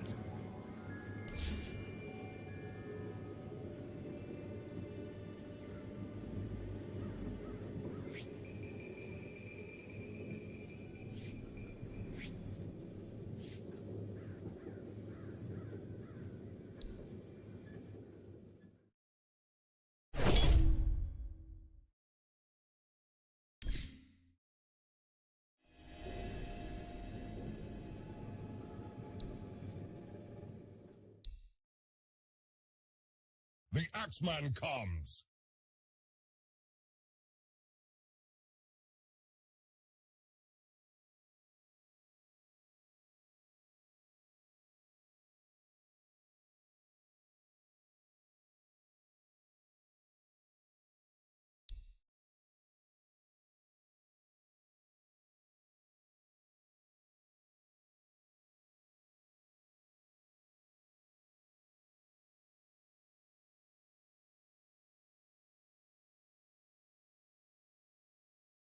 Actually, kayo na pa nilang kasama ito. Yes. Pero tutuloy natin ang ating kwentuhan sa palatuntunan sa ganang mamamayan, Nelson. Makakausap din natin, matanong natin kung ano kanilang pananaw sa pangyayari ngayon sa impeachment trial. Yeah. So, ang ating programa ngayon Attorney Kapunan, counsel for the prosecutors, is recognized. Of prosecutors. If I may, Your Honors. Please proceed. I can see Senator Panfilo Lacson coming in at narinig ko po yung kanyang interview nung sinabi po niya na baka magkaapo na tayo dito at magkaroon na ng national bird hindi pa tapos ang impeachment trial na to. We have seen. This is... Mami said national bird. Hindi po ba, Senator Lacson? Well, somebody who interviewed you said that you said that. It must be another senator judge or another person. Talking about birds, okay. Please proceed, ma'am. I never talked about birds. Then definitely my information was hearsay. In any event, in the last 4 trial days, we have had several hours of legal calisthenics, direct examination, cross-examination, and today we also had redirect and recross. A total of 10 seconds remaining. Approximately 8 hours a day. 5 And seconds 2 remaining. witnesses. Today we are supposed to hear a subpoenaed witness, Attorney Zulaika Lopez. And after her, another witness, subpoenaed or called to appear here, Captain Belinda Bello. After hearing the 2 competent and credible witnesses, not expert witness, but through their credentials showed that they were competent to testify on the matters that they were asked to authenticate. After evaluating through these 2 witnesses, 19 documentary evidence from Agent Kalilong and 45 documentary evidence from our recent witness. Na rin po yun. Just state for the record the reasons why. Had we been able to present Attorney Zulueta Lopez, she would have proven 3 things. Or we would want to have proven 3 things. First, that she was personally present inside that detention center when the Vice President uttered the video, Exhibit P-4.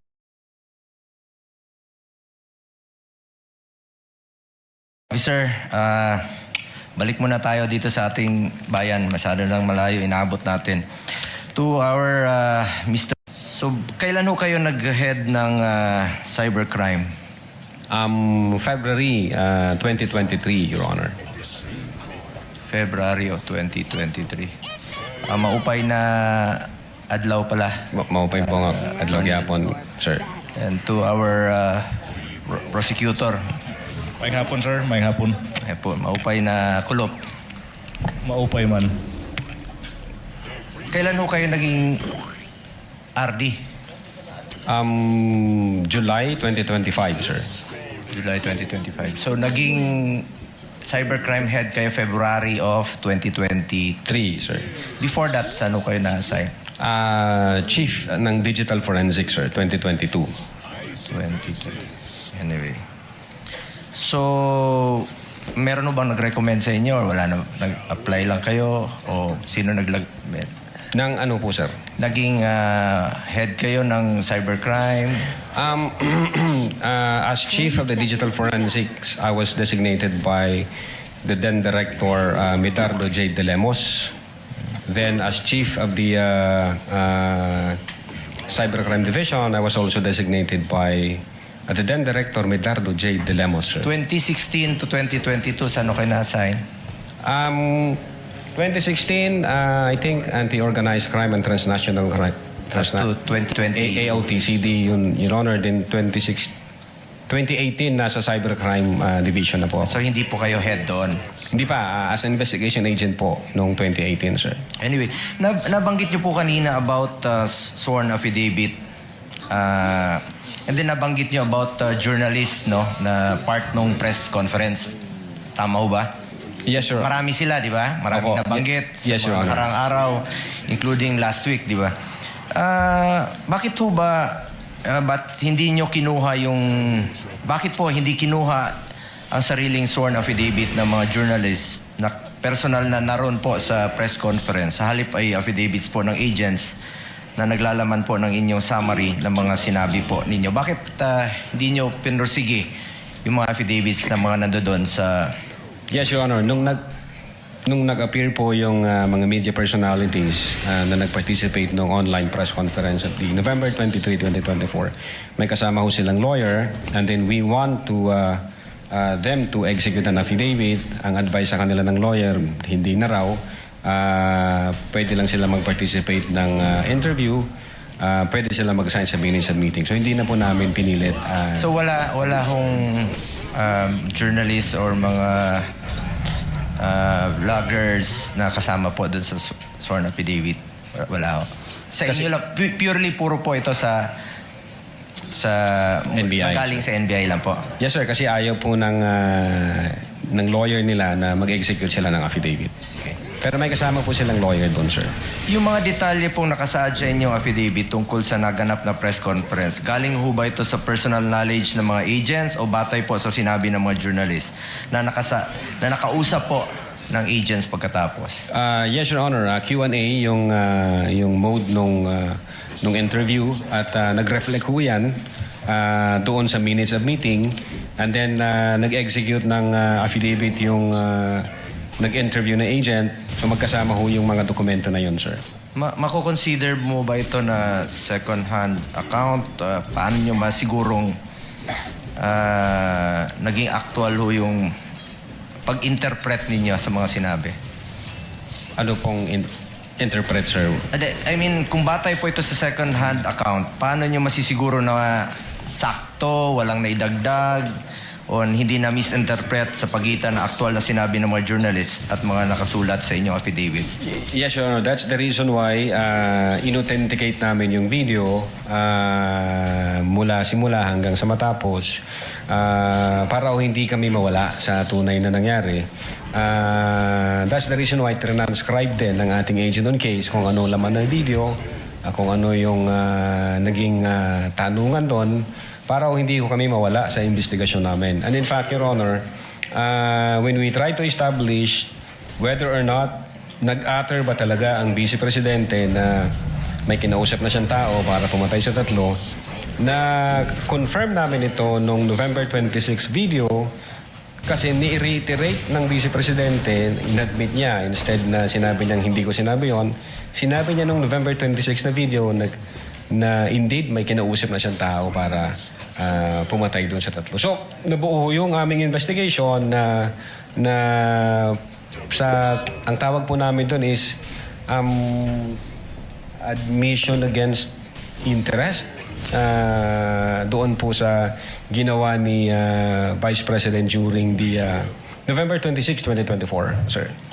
Anyway, last question na lang po on sedition. No? How do you reconcile the fact that the Vice President discouraged her supporters from going to the streets with a claim of inciting to sedition? Ano po yung, sorry? On sedition charges, di ba? Yes, sir.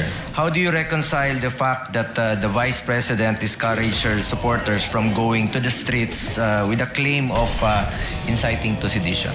Well, in inciting to sedition, Your Honor, specifically in the case of People versus Nabong, it is not necessary na magkaroon ng actual sedition. The law also penalizes if the seditious words would encourage people to do illegal acts or to overthrow government. In other words, if the speeches would stir up the people to go against the government, if the speeches would disturb the peace of the community, if the speeches would undermine public order and public security, hindi ho necessary na magkaroon ng actual na sedition. That's under Meron ho bang nagawa yung Vice Presidente na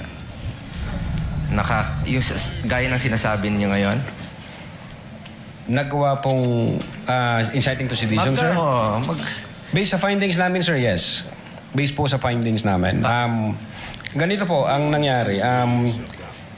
Kinumpare po namin based on the content and context of the utterances made by the Vice President in November 23, 2024, the utterances made by the Vice President in October 18, 2024, then the utterances made by the Vice President in 26 November 2024, and other facts and circumstances. Nung trinay po namin i-compare siya, may nakita ko kami ng mga utterances that would stir up the people against the government. For example, Your Honor, noong October 18, ang sabi ng Vice Presidente, walang number 1 ang Pilipinas na to, hanggang number 2 lang to para sa akin. Wala itong number 1. Kinumpara ko namin noong November 23, ang sabi doon sa November 23, I do not recognize anybody above me. It's a reiteration doon sa kanyang sinabi. That's number 1, Your Honor. Then number 2, may sinabi siya noong October 18 na anong magagawa ko, hindi marunong maging presidente yung nakaupo, kasalanan ko ba yon? And then, November 23, kinumpara namin yon. Ang sabi niya doon, this country will go to hell because the person na nakaupo is hindi marunong maging presidente and who is a liar. So nakita namin yung pattern saka consistent na utterances. Then tinira namin yung pangatlong line, ang sabi niya doon, alam ko si BBM may 5 impeachable offense, pero papasa ba dyan sa House? Siyempre hindi. Then pagdating sa November 23, sinabi naman niya doon na the President is lying through his teeth para makuha lang niya yung boto ng mga tao. Tapos minura niya sila, PI ka, BBM, Lisa Marcos, and former Speaker of the House. So, tinignan namin, sino ba yung nagsasalita? Kung ang nagsasalita, Your Honor, is yung ikalawa sa pinakamataas na posisyon in public at yun yung kanyang utterances, definitely, Your Honor, there is a tendency to stir up the people against lawful government. Kindly wind up, Senator Go. No more question, Mr. Presiding Officer. Thank you, Senator Judge Go. Senator Judge Padilla intimated to the presiding officer that he will defer his questions to a later time. Counsel for the respondent, you may proceed with your cross-examination. Just a manifestation, Your Honor, in relation to the query or the manifestation of Senator Judge Villanueva. In relation to the query of... his manifestation, Your Honor. No need, counsel. Proceed, unless he asked you a question to save in the court's time.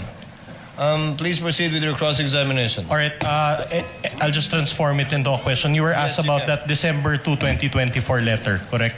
December 2, yes, sir. Oh, that is the letter where you gave a schedule for the Vice President to attend, correct?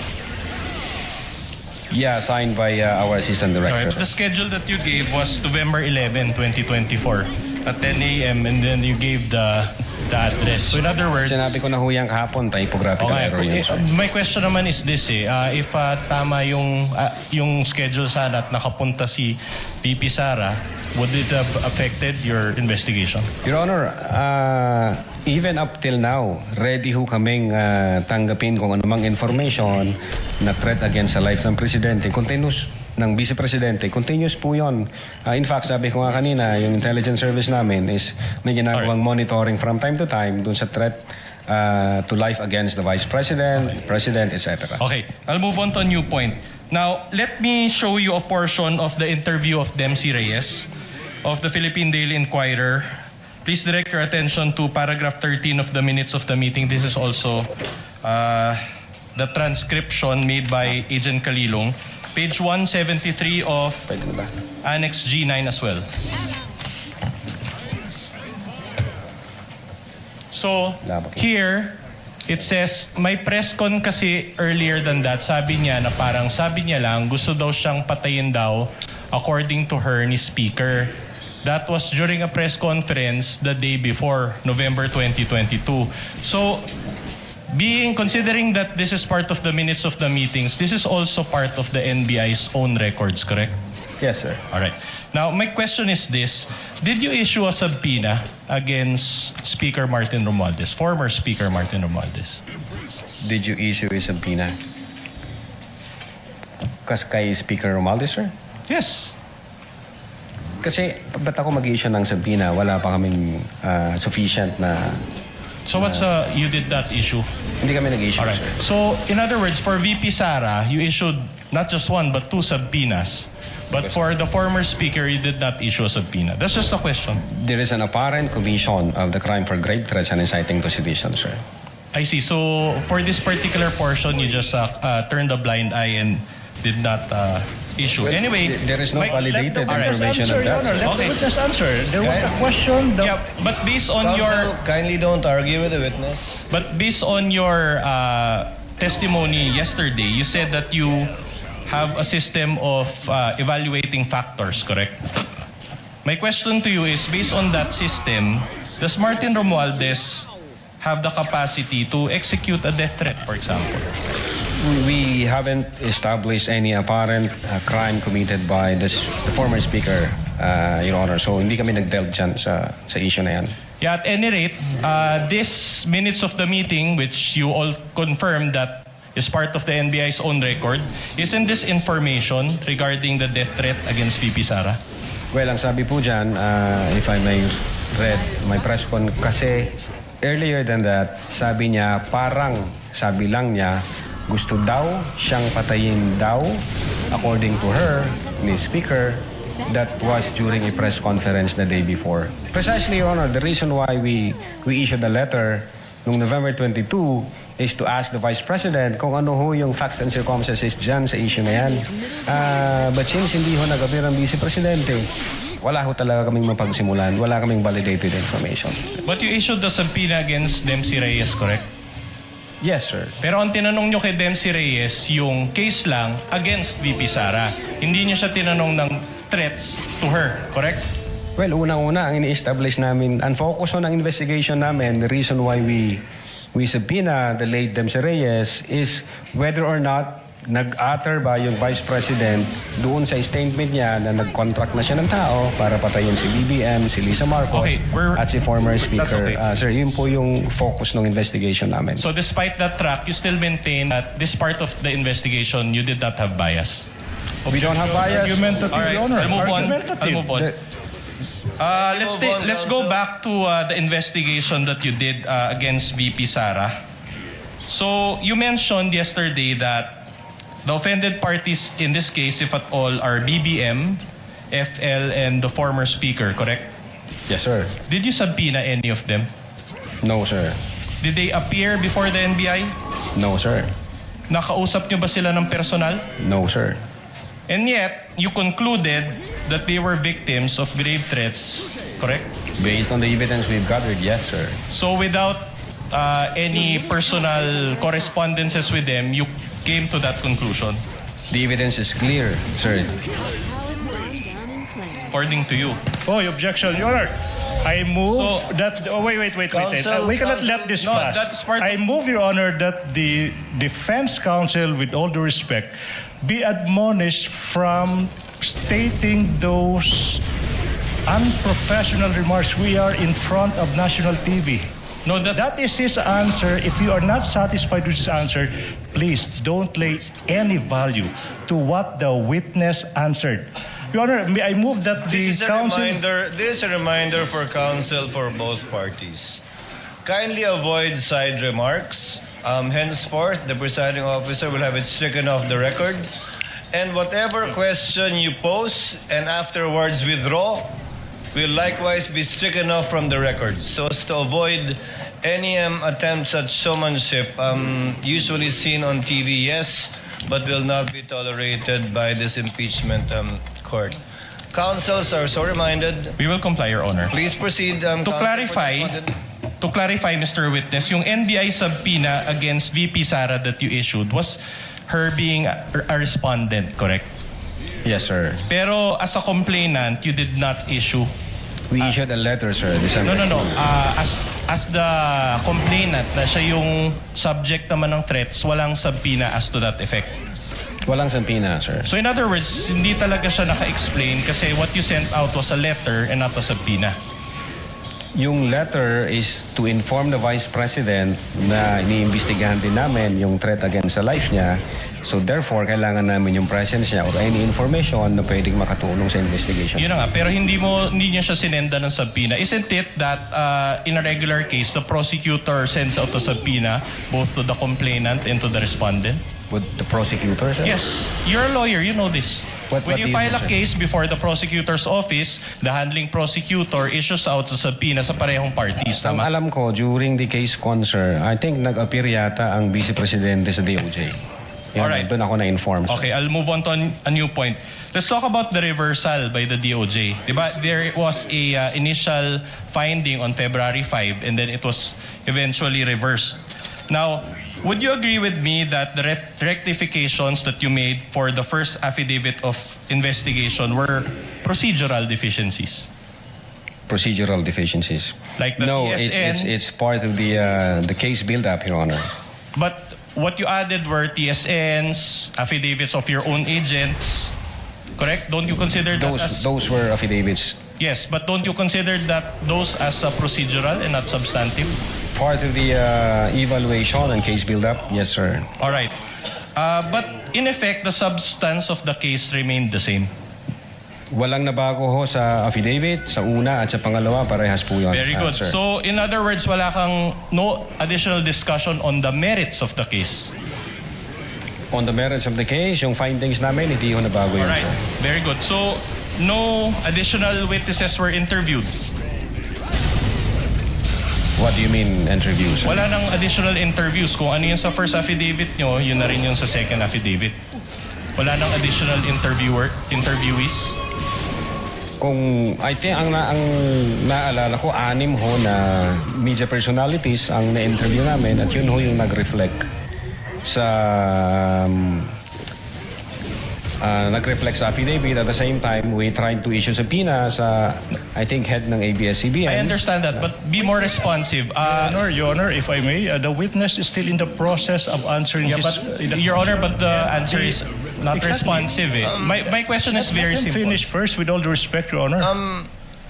With the permission of the counsel for the parties. Attorney Lotok, the question was, sa pagitan ng una at pangalawang sinubmit ninyo sa DOJ, may mga testigo ba kayong dinagdag sa pangalawa niyong submission sa DOJ? O pareho din po yung mga testigo, nilakip lang yung mga affidavit na hindi na ilakip dun sa unang pagsubmit? Yeah, insofar as I'm concerned, Your Honor, parehas lang po. Okay. All right. May proceed, counsel. But we will never know that for sure because you never released your first affidavit of investigation, correct? Well, I think...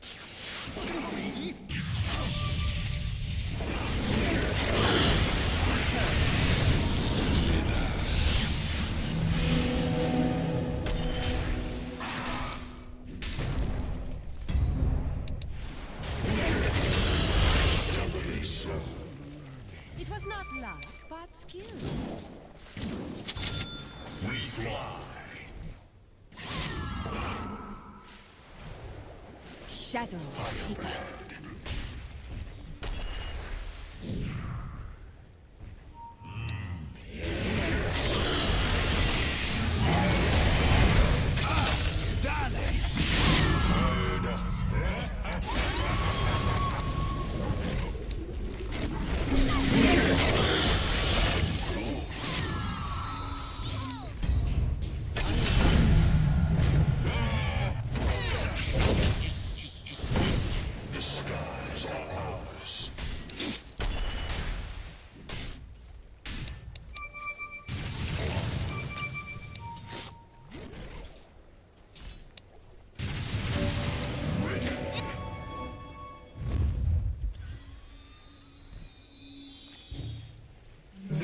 two ways about it.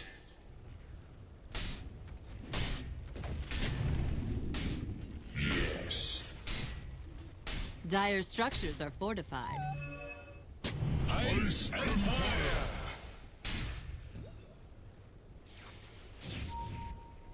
Shall we?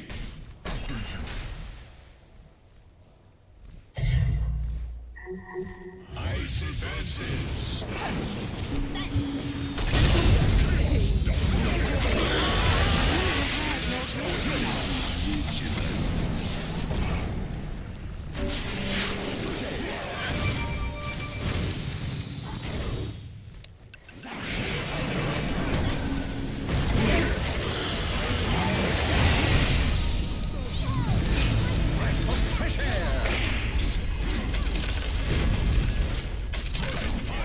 Your middle tower.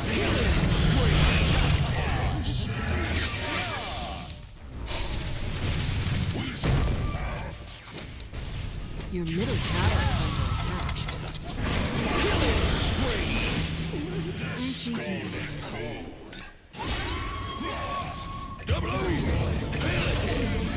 Ultimate would be impressed.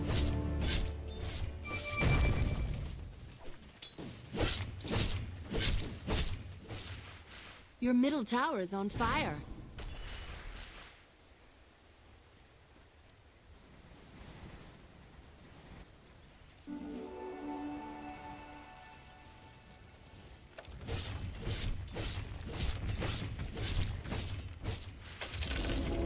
The enemy's top tower burned to the ground.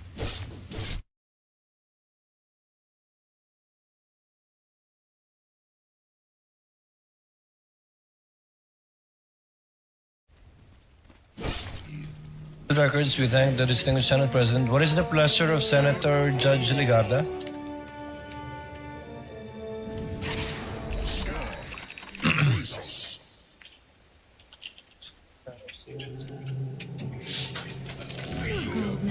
Mr. President, Mr. Presiding Officer, just a few questions. The lady has 2 minutes, ma'am. You may Thank proceed you. when you're ready. It's just to provide clarity for this representation and just a few questions to Attorney Lotok. Yes, Your Honor. Yes. Attorney Lotok, sa paragraph 53 ng Affidavit of Investigation na iyong pinirmahan, sabi niyo po na the Vice President's statements were brought about or motivated by unpleasant circumstances occurring before November 23, 2024 press conference. I believe, nabasa ko po yan. Yes. Your Kasama Honor. ba ho dito yung pahayag ng Vice Presidente noong Oktubre 18, 2024? Yes, Is that yes, Your part Honor. of your affidavit? Opo, Your Honor. Bago naman po magsimula ang press conference noong November 23, mayroon mga pangyayaring kasama ang Chief of Staff, si Attorney Zulaika Lopez, na may kinalaman sa mga na-cite in contempt, sa camera, detention, Opo. medical emergency, at mga planong paglilipat. Yes, sa Your Honor. hindi pa po ako tapos. Sorry po. Ng piitan sa Correctional Institute for Women sa Mandaluyong. Tama po ba na mga pangyayaring ito ay naganap ilang oras bago yung sinagawang press conference na pinakita ilang beses sa video? Yes, Your Honor. Kasama ho yan sa Yes. investigation namin. Kahapon po, sinabi po ng testigo, kayo po, na kinonsider ng NBI yung so-called bigger picture. I think those were the words that you used. Sabi niyo pa, you put all the pieces of the puzzle together in your own words. Yes, Your Honor. Yes. Para malinaw lamang sa impeachment court, trying to absorb everything, saan po yatang bahagi ng affidavit of investigation nakasaad yung mga factual findings ng NBI tungkol sa mga pangyayaring November 22 and 23 bago yung press conference. I was perusing the affidavit of the investigation and I could not find the detailed circumstances leading to November 23, where admittedly there was emotions like an emotional hyperbole or an outburst, but the events leading to the press conference. Saan po yun sa inyong affidavit? I think, Your Honor, nasa affidavit of transcription ho yan. Transcribe po yan as I read it attachment. a few times.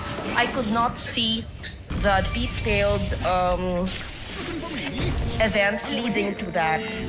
Having mentioned the medical emergency, the transfers to the Correctional Institute for Women, and so that the person who will read the affidavit will have a accurate, factual, and complete appreciation of the events leading to the press conference. Perhaps Dire structures are fortified. your view, having been the person who filed the complaint, may have a different, perhaps, appreciation from my view because I find it somewhat incomplete. And that is just my comment on this because you clearly said you put all the pieces together. And during that time, alam ba ninyo na habang sinasagawa ng NBI ang investigasyong ito, may nakabinbin na direct assault, resistance, and disobedience to authority at grave coercion laban sa Vice Presidente kaugnay yung insidente nangyari sa ospital, sa Veterans Medical Center. Narinig ko lang po, Your Honor. Pero Yes, hindi you ko po aware. heard about that, yes. And was there an investigation that was done regarding that incident? I think ang focus po namin, Your Honor, is yung violation ng grave threats by the Vice President and inciting to sedition. Now, pagdating ho doon sa nangyari sa Vice Presidente, yun nga sabi ko, hindi ako aware sa kabuuan ng facts na yon. Baka yung ibang agency nag-imbestiga po doon, hindi ako aware, Your Honor, doon sa circumstance na yon. And so, would the answer, Attorney Lotok, be a no? Were these taken into consideration in the investigation? Again, Your Honor, nasa Or would this be a yes, meaning it is contained in the affidavit, which I'm trying to look for as well? Nasa affidavit of transcription po yung nangyaring usapan during that time. Nag-execute po ng affidavit of transcription ng agent of case, Your Honor. Actually, ilang beses ko po binasa yung affidavit, and what I see is there was a focus on the October 18, but on all the events on November 22 and 23, the detailed events leading to the emotional outburst did not seem complete. And that's what I'm trying to elicit from Attorney Loto, our witness, because when we say that we had considered the bigger picture and all the facts and circumstances leading to the cases of great threat and inciting to sedition that were recommended, we want to understand the whole process and the factual context in which it happened. Because if you are to take snapshots of events and focus on October 18 and the press conference, it can shock any person. However, if you see as well the events leading to the emotions and the detention of the Chief of Staff and the Vice President herself, iba pa yung kasong ito, iba pa yung nadetina, iba pa yung sinampang kaso at pinagsarahan ng pinto ng ambulansya, kaya nagkaroon ng kasong ganon. I tried to read the affidavit a few times and could not find such a comprehensive enumeration of facts by the NBI, and that's why, thus, this query. Pwede na po, Your Honor. Yes, please. meron hong affidavit of transcription kung ano nangyari, and then nag-submit po kami ng authenticated na video para makita ng mga senator judges natin kung what happened during those dates for appreciation po ninyo. So makikita ko rito kung ano yung nag-took place during the November 23, 2024 online press conference. But then again, as I have said, at in-explain ko na rin ito kahapon, Your Honor, if I may, kinonsider namin yung situation ni Attorney Zulaika Lopez. Nakita namin yung complaint niya, yung reklamo niya, yung health condition na sinasabi niya. Sinama din po namin yon na ano ba yung nangyari. Taking all the situations or the facts and circumstances attendant to that event, hindi ho na altered yung the fact na nag-utter ang Vice President ng grave threats against the three. Despite of the fact na merong emotional situation na gano'n, hindi rin ho na-alter na merong violation na ginawa yung Vice President during that online press conference.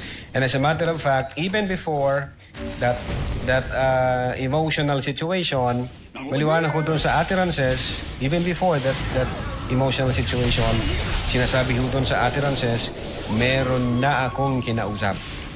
So nag-trigger na ho yun, ma'am. Meron na akong kinausap na isang tao na papatay sa presidente, sa First Lady, at doon po sa Speaker of the House. So, kahit sinama po namin siya to consider everything, again, Your Honor, hindi ho na bago yung utterances na ginawa ng Vice President.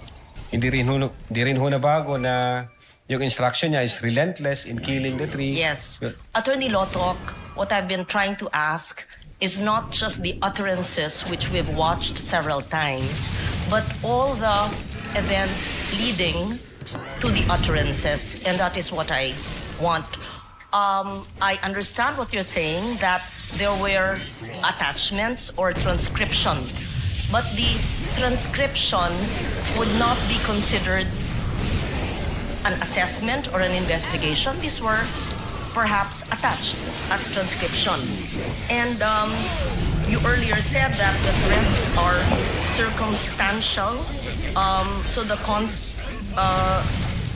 and that is the reason why I was looking for that in the affidavit of the investigation. In short, para pong nakulangan ako, pero kung sinabi niyong inattach niyo yung transcript, so be it. But then, if you will read the 50+ pages again of your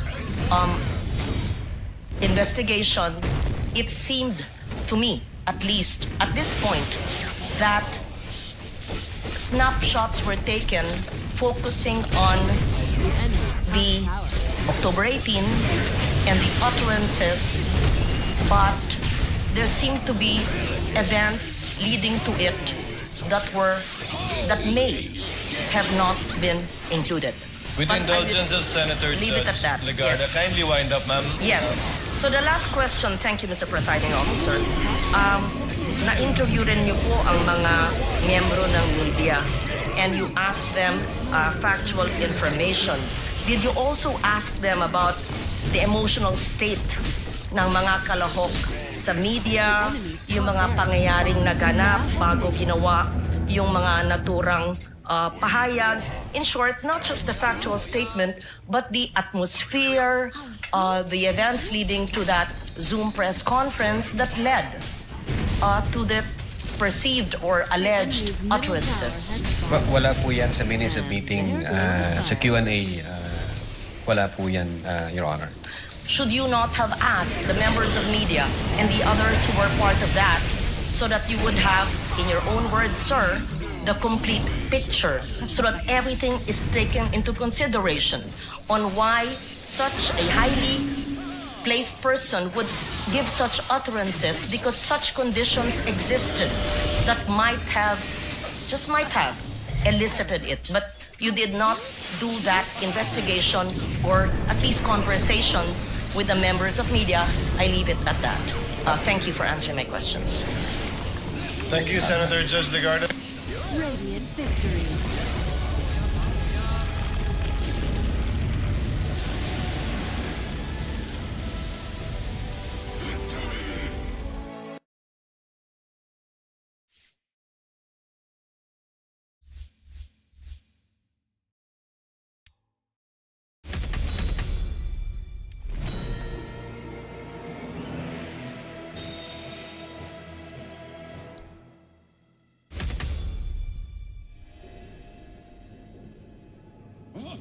Are you? Bones payment money. Don't sign that. Oh, and they just. And you're welcome to join us. No. I don't know, but that alone. Yeah. Well, but as.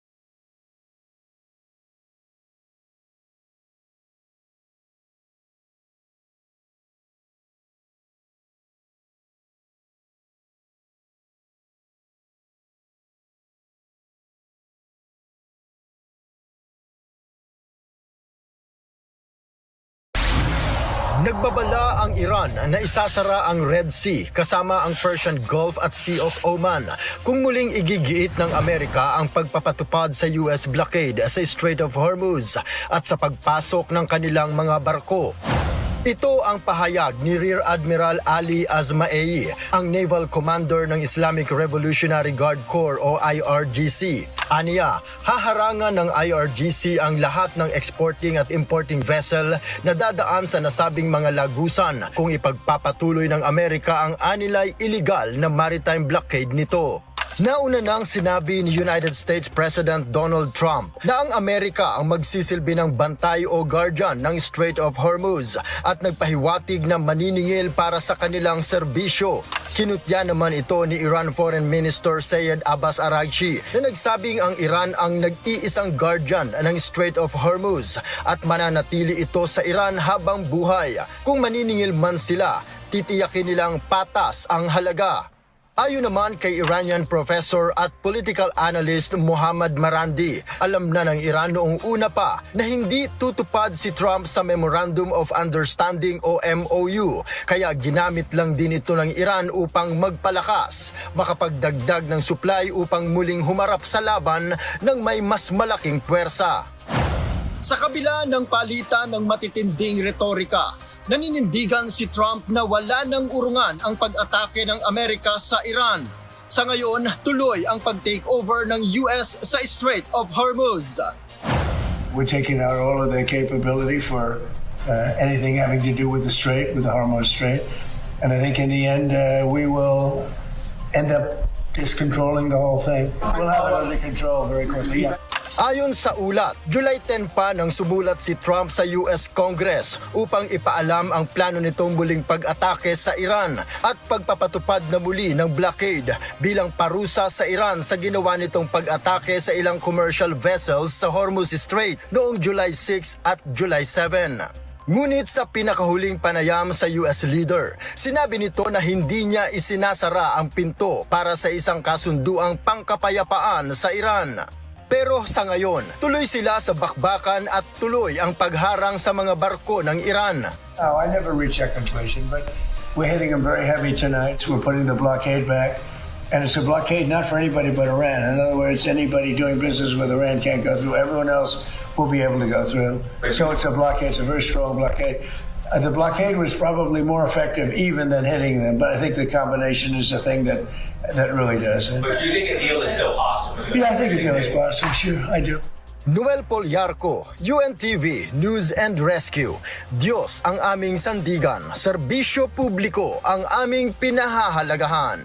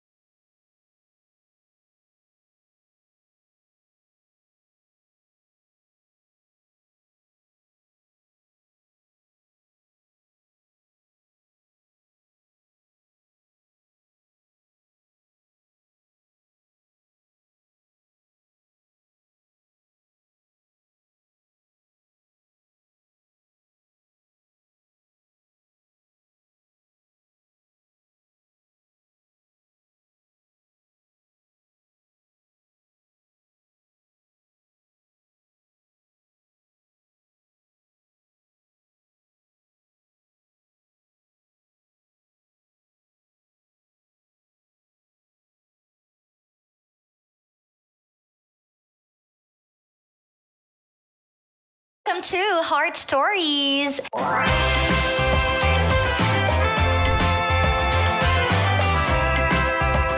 This podcast is brought to you by Ultra Mega Supermarket. Presyong mababa na, mas pinababa pa. And we're back! Hello, hello! Mature individual to, para sabihin na yumabang ako nun eh. Totoo yun. Feeling ko napayaman ko yung gabi nun, tapos ibibigay mo sa iba. Yun na talaga yun. So hindi mo naisip na kaya ka nilalagay sa tanghali kasi ikaw lang yung pwedeng tumapat sa Dear MOR. Yung time na yun. Kasi malakas sila, di ba? Sinabi naman sa akin ni Sir Willie. Hi, Sir Willie. Sinabi niya yun na, I need you to save the noon time slot. So bakit ayaw mo nung time na yun? Unang-una, alam ko na sabaw ako pag daytime. Nocturnal talaga ako. So alam ko na, sasabitan ko yun. Sure ako doon. Wala akong tiwala sa sarili ko na. Tapos pangalawa, parang hindi ko matanggap na hindi dumaan sa akin yung desisyon. Kasi nung nag-decision making nun, in front of many people, andun ako nun, di ba? Na sinabi na yung bagong schedule. So feeling mo ba kung kinausap ka muna bago sinabi sa lahat, mas maintindihan Oo ba? naman. Plus, before pa nun, tinanggal yung show namin ni Kuya Chico nang hindi rin sinabi sa amin. Nalaman namin sa ibang tao, wala na pala yung gabi nagising na nang hindi namin alam. So sa iba namin nalaman. So, kumbaga magkakapatong na yung sama ng loob. Tapos, prior to that day na nag-resign ako, nag-resign si Kuya Chico 7 days prior to that Yun yung day. unang resignation